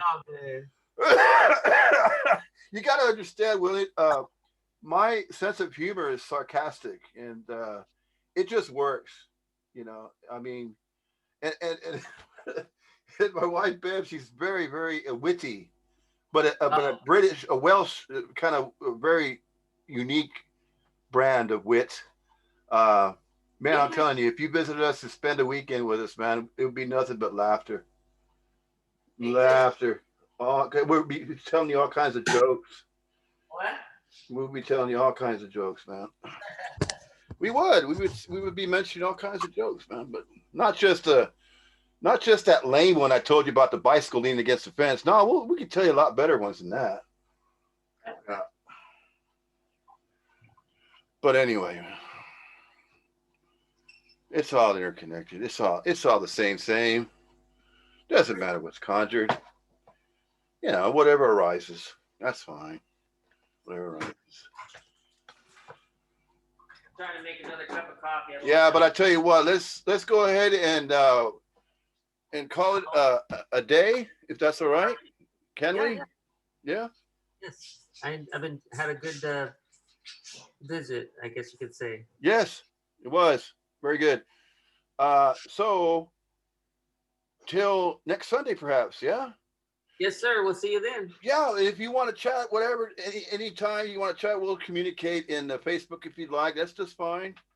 But hopefully you might be able to find my videos on there, and you'll see how it all started. It started very simple. I didn't have any of this. You'll see I was in a different part of my man cave at that time. And I don't know if you can see. You'll see that. Well, Leonard? Yeah. Yeah, Leonard. First one that came up. Yeah, but I have a feeling that Leonard might feel a little bit out of place because he's not around the same age as you and I are, close. So I think he might feel a little uncomfortable, but hopefully he won't let that interfere with, continuing to visit with us. Hopefully, I didn't see him like I didn't think, oh, he's a little kid or anything like No, that. I don't look at him that way either. Yeah, so I hope he doesn't look at us like, well, those old guys. Well, we will never know that because we can't read his thoughts. Are I'll you tell you sure? what. I'll tell you what. I'll send Mission Control over to the Philippines, Okay. and I'll get somebody to scan his brain, and I'll get back to you on that. Sounds good. Full report next Sunday. Hey, till next Sunday, man. Talk to you then. Yeah, well. All right. All right. Bye. Bye.